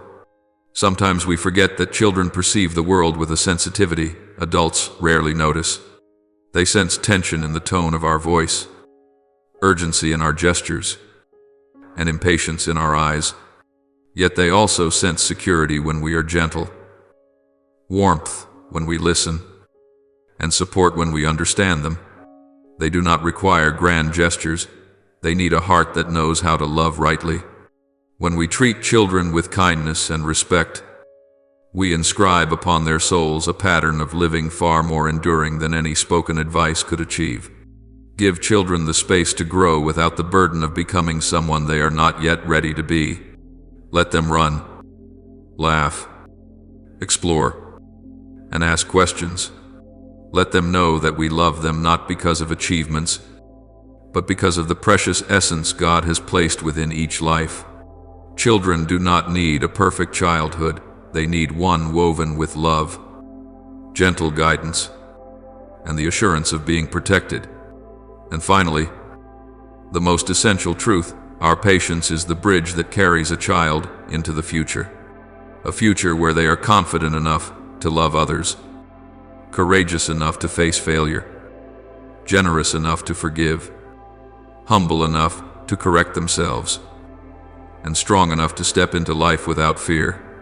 Such qualities do not come from brief lessons, but are formed day by day through our faithful presence beside them with a whole and steadfast heart. There are things in life that seem simple, yet touch the deepest layers of human nature, and money is one of them. It is something everyone must handle daily, but its true essence is not found in numbers or material worth. It rests in the posture of the heart. Money is not evil. It is the misplacement of the heart that gives rise to trouble.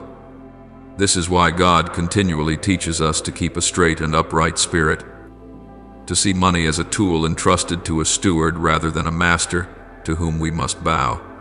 When you understand your rightful place before material wealth, you will not be controlled by it, nor drawn away from the values God has taught you to uphold. In reality, money is like the wind when you know how to direct it. It can carry you far, helping you build, protect your family, and support those who are vulnerable. But if you let that wind sweep you away, you will lose control of your life's direction. Money can lighten the burden of bills, ease some of life's pressures, and help you nurture worthy dreams. Yet it can also become an invisible chain when you fear losing it, when you feel you never have enough, when you are bound by expectations and comparisons. Therefore, honesty in handling money is not merely avoiding deceit. It is guarding your spirit so that it remains steady in the face of money's pull. Remember, this money is a good servant, but a harsh master. When you use it rightly, it paves the way for peace. But when it sits upon the throne of your heart, it drives you toward desires that never satisfy. So keep it in its proper place as a tool God has placed in your hands to create blessing, not bondage. Use it to protect your home, to provide security for those you love, and so your children may grow without fear of lack. Let money become a stream of refreshing water, not a current that sweeps you into a life that was never meant for you. God looks at the way you handle money to see something of your heart, not because He needs your wealth, but because your possessions always reveal the true motives within. When you share, you declare to God that you trust His provision. When you help the needy, you reflect the compassion He has planted in you. When you give without calculating loss, you step into the freedom understood only by those who choose generosity. There are moments when you have more than enough. In those moments, remember that the surplus you carry is not meant solely for your own comfort, but also as an opportunity for you to become the hand of God, reaching those who are weary. And there are moments when you find yourself in need. Do not be ashamed to ask for help. Receiving does not diminish your dignity. On the contrary, it reminds you that life was never designed for you to shoulder everything alone. For both the giver and the receiver stand within the same current of grace. One sows, another reaps, and then in time, each one will sow again. In 2 Corinthians 9:7 it is written, "Each of you should give what you have decided in your heart to give, not reluctantly or under compulsion. For God loves a cheerful giver." This truth is meant not only for church offerings but for the entire posture of daily living. When you give with joy, not from pressure, not from comparison, your offering becomes a blessing to your own soul even before it reaches another person. For the joy residing in a generous heart always opens a wider door through which God pours out more. One of the most revealing things about money is that it shows where your trust truly rests. Some believe they are only safe when their accounts are full. Some believe they are happy only when they possess more than others. But those who belong to God understand that true security does not come from numbers, but from the one who holds all things. Finances may fluctuate, but the goodness of God never shifts. When you anchor yourself in that unshakable source, you will no longer fear the days of lack, nor grow arrogant in the days of abundance. Learn to live with a heart that knows what it means to be content. Contentment does not mean giving up ambition or letting go of dreams. It simply means not allowing endless desires to invade and dominate the heart. When you learn to cherish what you have, you will discover that true wealth is not always found in possessions, but often in the unseen peace, health, unity within your family, and the joy of living out the purpose God has placed before you. Teach your children to view money through the eyes of faith. Let them see that their parents are not ruled by money but know how to manage resources with wisdom and reverence for God. Let them witness you helping someone in a difficult moment. Let them see you honoring people who labor. Let them see you offering thanks to those who serve you, even in the smallest tasks. These lessons will leave deeper marks than any lecture.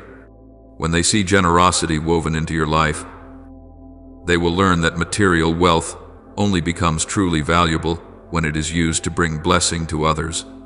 And alongside teaching them to give, teach them also the art of receiving. Many grow up believing that only the weak need help, that asking for support is a sign of failure. But the truth is, this human beings were created for community, for carrying one another's burdens, for sharing the weight of life. When you humbly accept help in a season of need, you allow the flow of love to continue its course. Receiving with gratitude is as honorable as giving. Walk in freedom when it comes to money. Do not let it define you, nor allow it to become your burden. Use it as an instrument wisely, with discipline and with compassion. When you manage it with integrity, you will experience a peace that greed can never offer. When you prioritize goodness over personal gain, you will see heaven's doors open in ways you did not expect. And when you live with a heart that knows how to give and how to receive, you will step into a fullness that does not come from wealth, but from the one who created you. When heavy silences suddenly settle over your life, when your heart sinks and no one notices, when you open your eyes in the middle of the night and every corner of the room seems to widen with emptiness, I want you to know that you are not facing that darkness alone. Loneliness is not a sentence pronounced over you, nor is it evidence that I have withdrawn from you. In truth, It is often in those moments when you feel that no one is listening that I am nearest. So near that you need only whisper my name, whether in words or in a breath too fragile to form a sentence, and I still hear you. And when you speak my name, you will sense something mysterious happening, not the thunderous arrival of a mighty force, but a gentle warmth, like a hand resting on your shoulder, steadying your trembling soul, guiding your heart back to its quiet rhythm of peace. There are times when I come not with sound, but with a calm so deep that it steadies what once felt unstable. For in my presence, loneliness loses its sharp edge, it softens, folds in on itself, and then dissolves like morning mist under the rising sun. You once believed that loneliness was a sign of weakness, but I tell you that it is within loneliness that true strength is formed. Only when every noise around you grows quiet can you hear my voice most clearly. Only when the clamor of life steps away for a moment can you recognize a source of love that never disappears. I am there, always there, even before you realize it. Micah 7:8 says, "Though I fall, I will rise again. Though I sit in darkness, the Lord will be my light." Do you see, my child, even in the deepest darkness, my light still finds its way into the innermost places of your heart. No shadow can hide me from you, and no loneliness is strong enough to keep me from drawing near. Yet, my beloved child, I want you to learn this as well.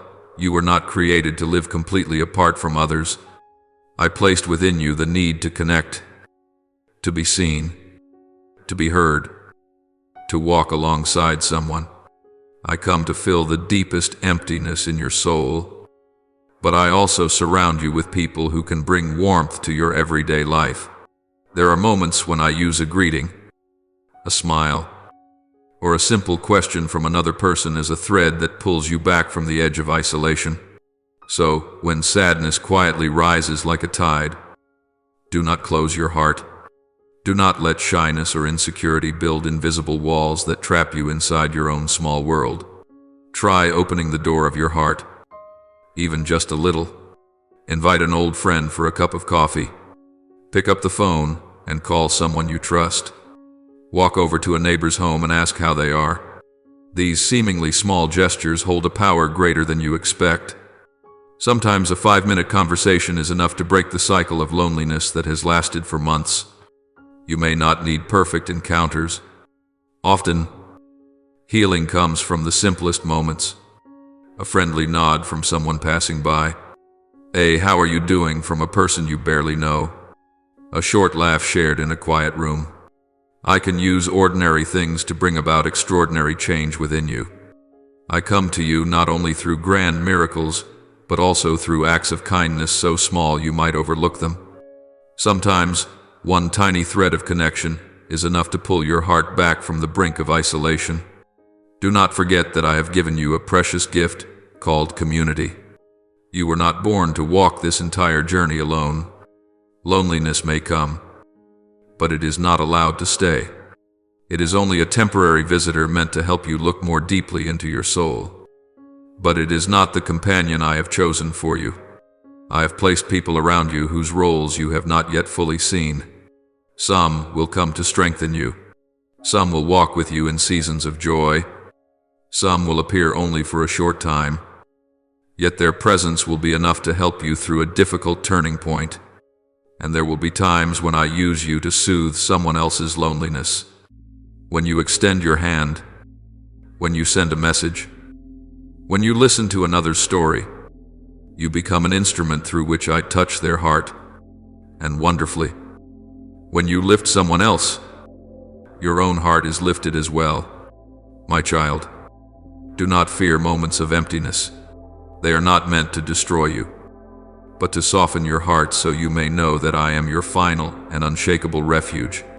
But once you have found me there, I want you to step out of your small corner, to speak, to intentionally seek the connections that bring joy, not only to you but also to those around you. The love I placed inside you was never meant to be kept only for yourself. It was meant to spread. When loneliness feels as though it is closing in, remember that it is not a final sentence. It is simply a gentle reminder to return to the wellspring of peace and an invitation to draw closer to the people I have placed around you. And when you do this, when you return to me while also opening your heart to others, you will find that life is no longer dry or empty. You will feel seen, heard, and accompanied. Loneliness loses its power because it cannot remain where love flows from two directions at once, from me and from the community you belong to. So, my beloved child, when loneliness knocks, do not panic, and do not push it away by drowning yourself in work or distractions that numb your heart. Use that very moment to draw nearer to me, and from the peace I give you, step outward, gently, courageously, honestly to connect with someone. Begin with the simplest things: a greeting, a question, a cup of coffee, a phone call, a message. These simple gestures can interrupt the long, heavy cycle of isolation and bring light back to the places within you that felt extinguished. Then you will realize that life is far bigger than your sorrow, and that I walk with you through it, never alone, never abandoned, but surrounded by fresh hope. There will be days when it feels as if the whole world has shrunk into a single, heavy sigh, when every effort seems pointless, when everything you do is overshadowed by a quiet sense of inadequacy.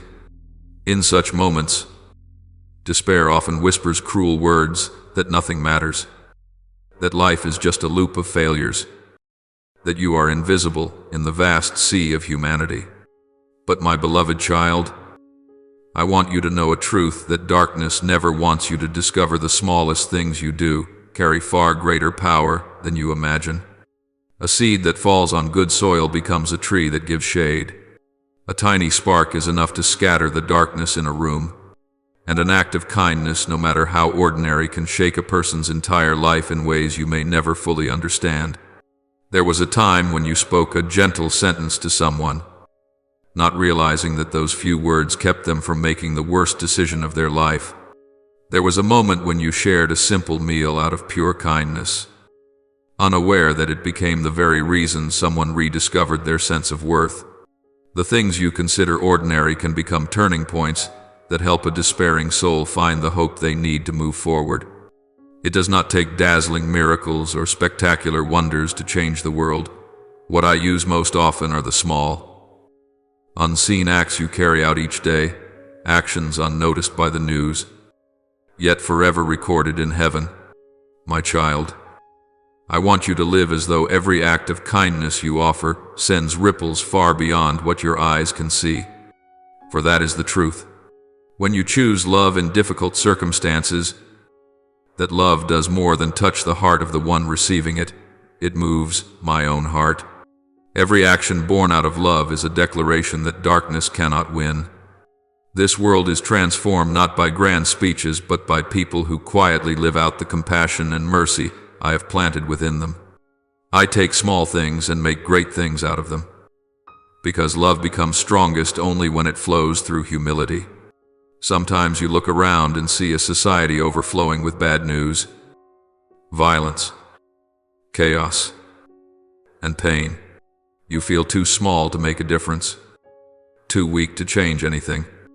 But my child, the Gospel of Matthew 1:33-132 tells of the kingdom of heaven being like a mustard seed, the smallest of all seeds, yet when planted, it grows into a tree so large that birds come and find shelter in its branches.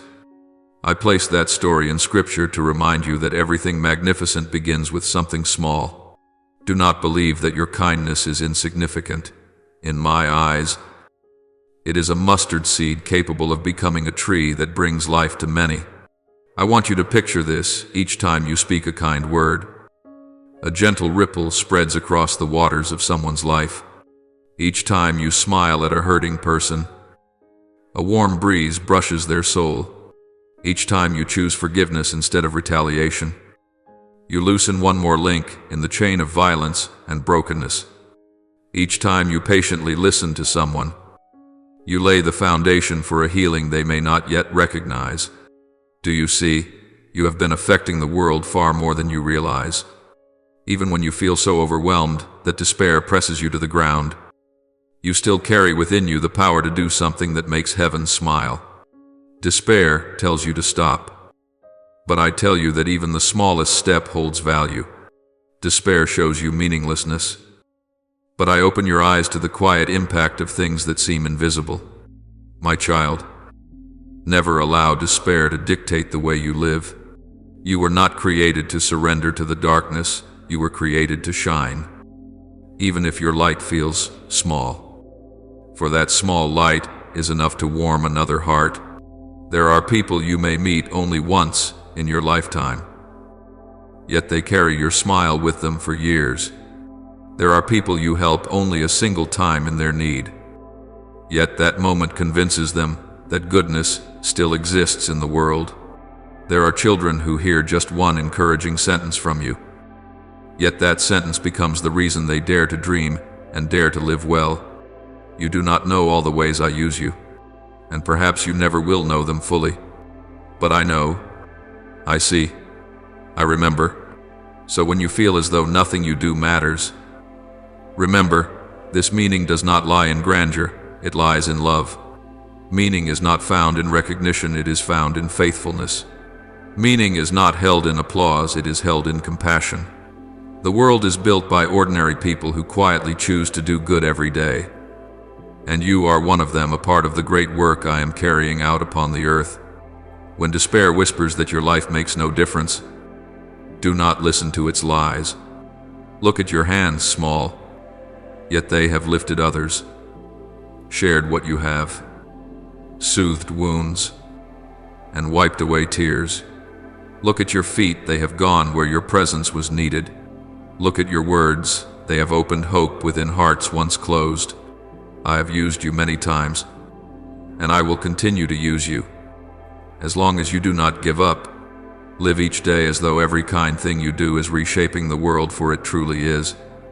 Live as though every embrace, every thoughtful question, every quiet act of mercy is contributing to the healing of wounds that no news report will ever mention. You cannot control the headlines, but you can control how you love. You cannot change the entire world overnight, but you can change someone's whole world in a single moment. There are moments when you think I only draw near when your life is neatly arranged. When you are calm enough, good enough, holy enough to deserve my presence. But, my beloved child, I want you to know a truth that, once you truly understand it, will lift a great weight from your heart. I do not step into your life as a guest, waiting to be invited. I am there as the one who owns the house, as the foundation beneath it, as the roof covering it, as the very breath sustaining your life from moment to moment. I do not need you to tidy up your soul before I come, because I was already there long before you even realized you had a soul that needed tending. My presence does not depend on order or disorder, for I come to walk with you through both the bright spaces and the hidden corners you yourself hesitate to face. Whether your heart burns with joy or trembles with unspoken burdens, I am there, unchanging, unafraid, unwavering. There are days when you feel like a room cluttered with scattered objects, tangled thoughts, mixed emotions, old memories blending with new fears. You hesitate to invite me into that space because you believe I only dwell where things are perfect. But you are mistaken. My child, I do not come because of order, I come because of love. I do not knock because everything is bright. I am present because you need a safe place to rest. I have never been a guest waiting on your doorstep until you finish cleaning up the mess inside. I am the home you have been searching for, the place where you do not need to shine, do not need to pretend to be strong, do not need to act composed. You only need to step in, breathe out, and know that I am already there. And so, my beloved, I want you to learn to return to me, not through complex rituals, but through steps that are gentle, near, and woven into your ordinary life. You do not need to climb spiritual mountaintops to meet me. Sometimes all you need is to pause and acknowledge the ground beneath your feet. Simply paying attention to the breath moving in and out of your body allows you to sense what I am whispering to you. Do you not know, every beat of your heart is the rhythm of the life I placed within you? Every ray of sunlight that warms you is my embrace, expressed in the most natural way. Every chair that holds you becomes a quiet reminder that I am supporting you, whether you are weary or at peace. I use the simplest elements of the physical world to remind you that I never leave. In the moments when your soul feels chaotic, all you need to do is place your hand over your heart and feel its pulse. And you will realize that I am still there, steady and unmoved.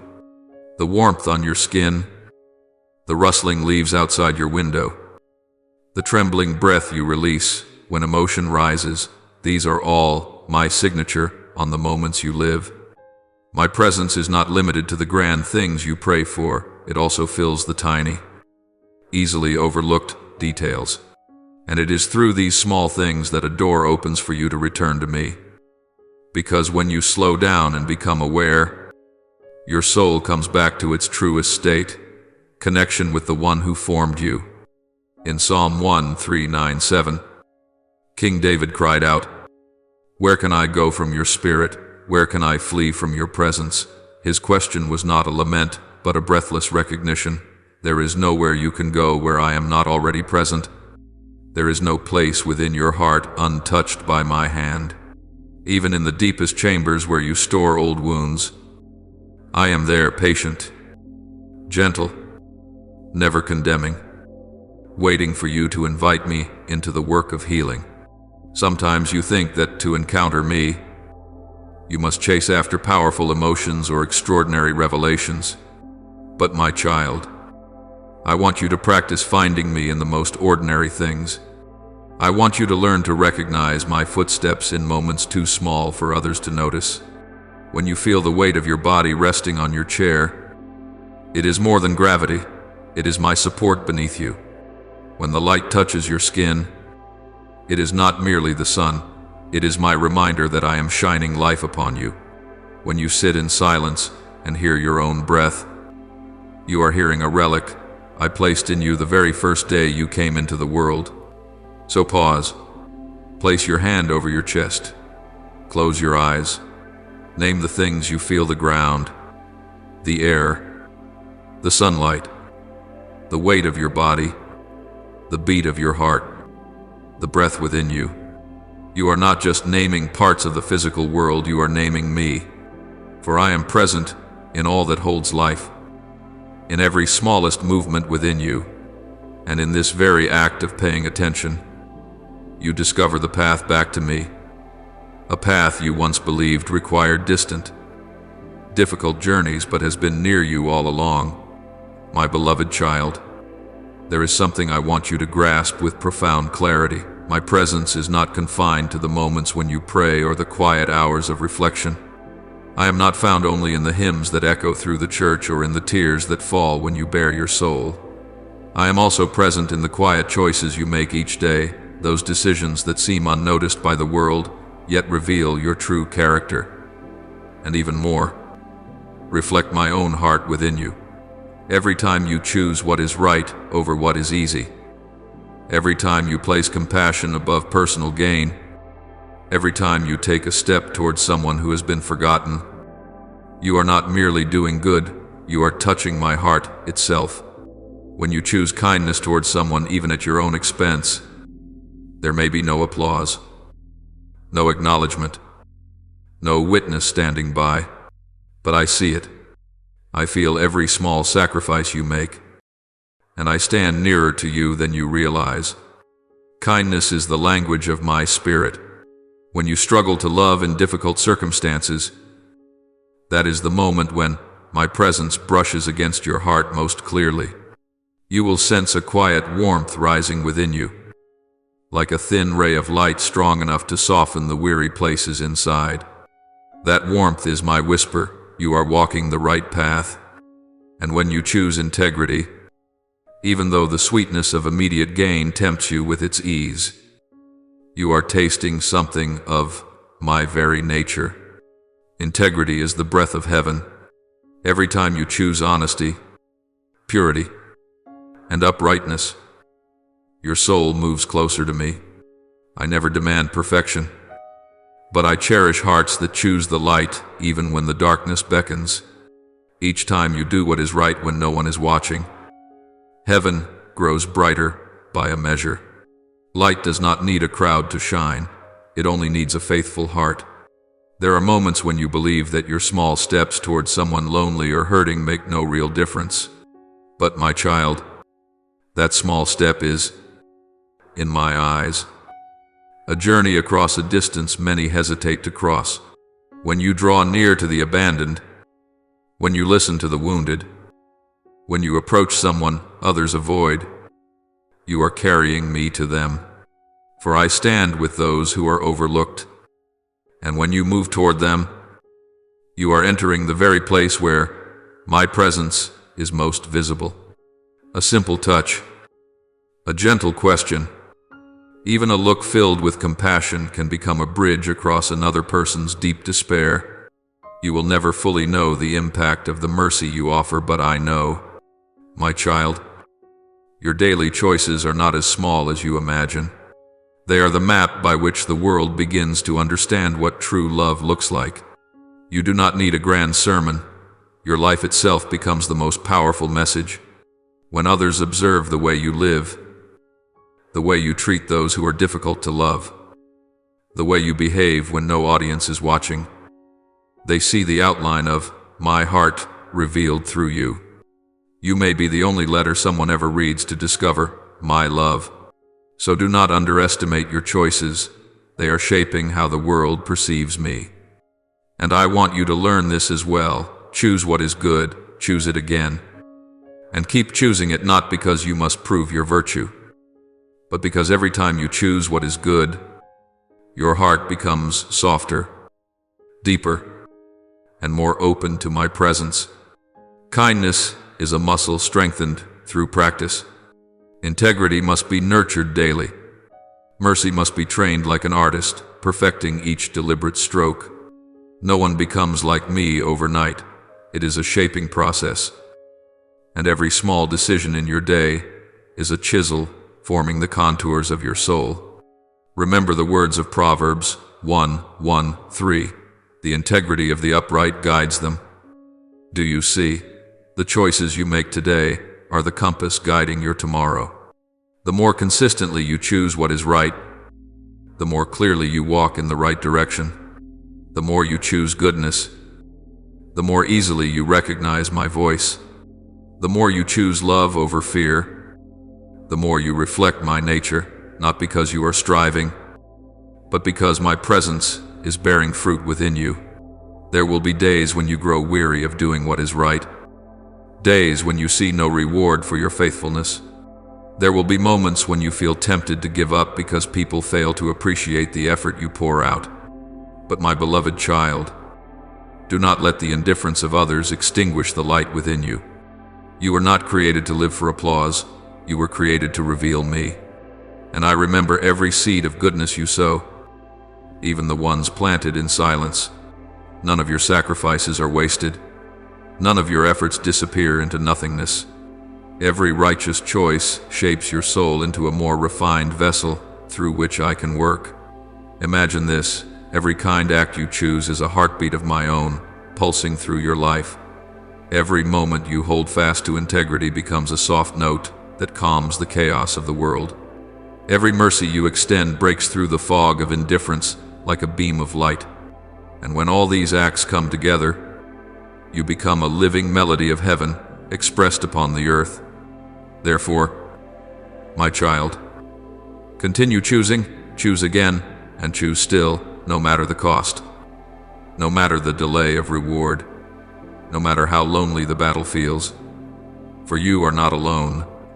I walk beside you in every small decision. I rest my hand upon your shoulder when you face a difficult choice. I smile upon you when you choose light instead of darkness.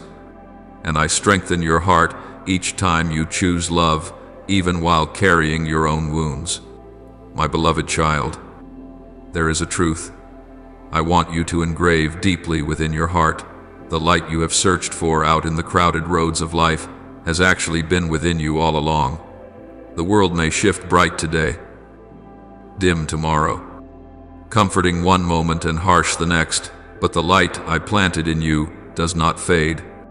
It may be covered, it may be forgotten, but it has never disappeared, and your entire journey, long or short, stormy or filled with sunshine, is a journey of remembering that light again. The light bearing my imprint. The light I breathed into you as the first breath of your life. Picture this light as a small lamp placed gently in your hands. It is not a blazing fire meant to consume or impress, but a gentle glow enough to guide you, enough to warm you, enough to remind you of where you belong. But like every lamp, it must be tended. If you allow the dust of pride to settle, its wick will clog. If you let the oil run dry because you are too busy with unimportant things, the flame will weaken. If you neglect it for too long, the light will dim, and you will feel as though you have lost your way. So, my child, I want you to tend to this light with the same tenderness as a shepherd cares for his flock, or as a mother tends to her child. Keep the wick of your heart clear through humility, because humility reminds you that the light is not self-made but given. Let your devotion become the oil that nourishes the flame each day, not through lofty rituals, but through the small, simple offerings of life, a sincere prayer, a quiet moment of reflection, a humble choice to do what is good even when no one sees.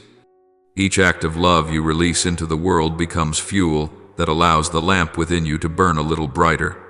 When the light within you grows strong, it will not only guide your own steps but also warm those who pass by your life, weary and burdened. You do not need many words to become a source of encouragement. Sometimes your mere presence, when sincere and gentle, is enough for someone to feel the light I placed in you. A smile, a nod, a touch on the shoulder, a soft question of care. All of these can become small rays that break through someone's inner darkness. In that moment, the light within you becomes a gift to the world, not flashy, not loud, but powerful in its quietness. My child, I want you to be patient. The light within you grows like a young tree in a garden, slowly, quietly, but surely. There will be days when you feel radiant, full of faith and overflowing with hope. Yet there will also be days when the light feels small, as if reduced to a trembling ember in the wind. Do not be discouraged. Even a tiny flame is not easily extinguished when I am the one who guards it. You cannot expect the lamp to blaze at full brilliance every day. The soul has its own rhythm, days of strength, days of rest. But what remains certain is this: the light does not leave you, whether you feel it or not. Trust the process. Trust that every experience, every rise and fall, every joy and sorrow becomes good soil for the seed within you to grow deeper roots. Trust that healing rarely arrives all at once. It comes gently, like morning light dissolving the night. Trust that understanding unfolds not in a single moment, but slowly through seasons, through choices, through each return you make to me. Remember the words of Jesus in Luke 1:7-1, "The kingdom of God is within you." This speaks not only of a distant heavenly realm, but of a deep, sacred reality living inside every believer. It means that the light you chase outwardly in success, in relationships, in approval, is already present within you. A small kingdom I have built inside you so you may live, breathe, and grow in it. When you grasp this truth, you will stop running after external light. Instead, you will turn inward and find me there, gentle, patient, waiting for you. My child, Sow your seeds. Tend the soil. But do not rush to dig them up each day just to see whether they have grown. You cannot see how deeply the roots are stretching into the earth. You cannot see how each tiny cell within the seed is quietly breaking through the hard shell to become new life. In the same way, you cannot perceive the fullness of the work I am doing within you through physical eyes alone. But trust this, the seeds I plant never die. They only require time. And time on this sacred journey between you and me is the most faithful companion of all. Time is not your enemy, nor does it slow you down. Time is the instrument I use to bring all things into completion. I am never in a hurry, but neither do I delay. I work according to the rhythm that perfectly fits your soul. As you patiently take small steps, the light within you grows in ways you cannot immediately recognize. Then one day, you will look back and marvel, why am I stronger than before? Why is my heart more at peace? Why am I able to love what once frightened me? And in that moment, you will know this is not the fruit of one explosive moment, but the culmination of countless small choices, gentle acts of kindness, mornings when you refused to give up, and evenings when you quietly rekindled the flame within your heart by trusting in me. My child, allow the light within you to become your compass. Do not search for light in the noise of the world, for noise only confuses your path. Return to the inner sanctuary where I place that light like a sacred flame. When you nurture it with kindness, safeguard it with humility, and let it shine upon others through compassion. You are truly living according to the purpose I prepared for your life. Now pray like this, Lord. When my soul folds inward into quiet spaces no one else can understand, let me feel your nearness. Remind me that no matter how silent the room becomes, your presence fills it more fully than my very breath. Teach me to call upon your name, not only with words, but with the longing of my heart. And when loneliness threatens to swallow me, grant me strength to move toward the people you have placed around me, to invite someone for a cup of coffee, to send a message of care, or simply to open my heart to another. O God, use your presence to break every wall of isolation within me and help me see that I never walk alone. Lord of hope, when the whisper of despair tells me that nothing matters anymore, do not let my heart believe that lie. Open my eyes to see that even the smallest act of kindness can ripple outward and touch another life. When I am weary or discouraged, help me remember that you often transform the world through the humble, quiet things. Give me eyes that see beyond my own sorrow, so I may recognize the impact my life is still making in silence. And grant me the courage to keep sowing seeds of love even when I cannot yet see the change. For you are the one who turns small things into miracles. Lord of light, whenever I face the choice to do what is right, even at a cost, uphold me. When kindness leaves me vulnerable or misunderstood, let me sense your gentle touch, encouraging me. When I hold fast to integrity amid temptation, let me taste the sweetness of the meekness that comes from heaven. And when I draw near to the lonely, the ones forgotten by others, let me know that I am stepping into the place where your presence is most radiant. O God, let every daily choice I make become a map that paints your love across this world. Lord, remind me that the light I keep searching for outwardly has already been placed within me from the beginning. Help me guard that light the way one tends a lamp, wiping away the dust of pride, pouring in the oil of devotion, and protecting it with a humble heart. Let this light shine brightly enough to guide me back to you, and warmly enough to comfort those who cross my path. And when that light grows dim on days of exhaustion, breathe life into it again so I may not collapse into darkness. I place the lamp of my life into your hands. Lord, please teach me to be patient with myself when I feel that change is coming too slowly, when the seeds I have sown have not yet sprouted. Remind me that life takes time. Give me the faith to believe that nothing you are doing in me is ever wasted, even when my eyes cannot yet see it. Help me stop pulling the roots up every day just to check whether they have grown, and instead remain faithful to sow, water, tend the soil, and trust that you are working in the hidden places beneath the deep roots. O God, help me understand that the process itself is the miracle. Lord, broaden my heart so I may recognize you in what seems most ordinary, the rhythm of my breath, the firm ground beneath my feet, the sunlight brushing gently against my skin, the support of a chair when I sit down. Help me discern your hand in every subtle vibration of life. As I name these small things, open my eyes so I may see that I have been standing in your presence without realizing it.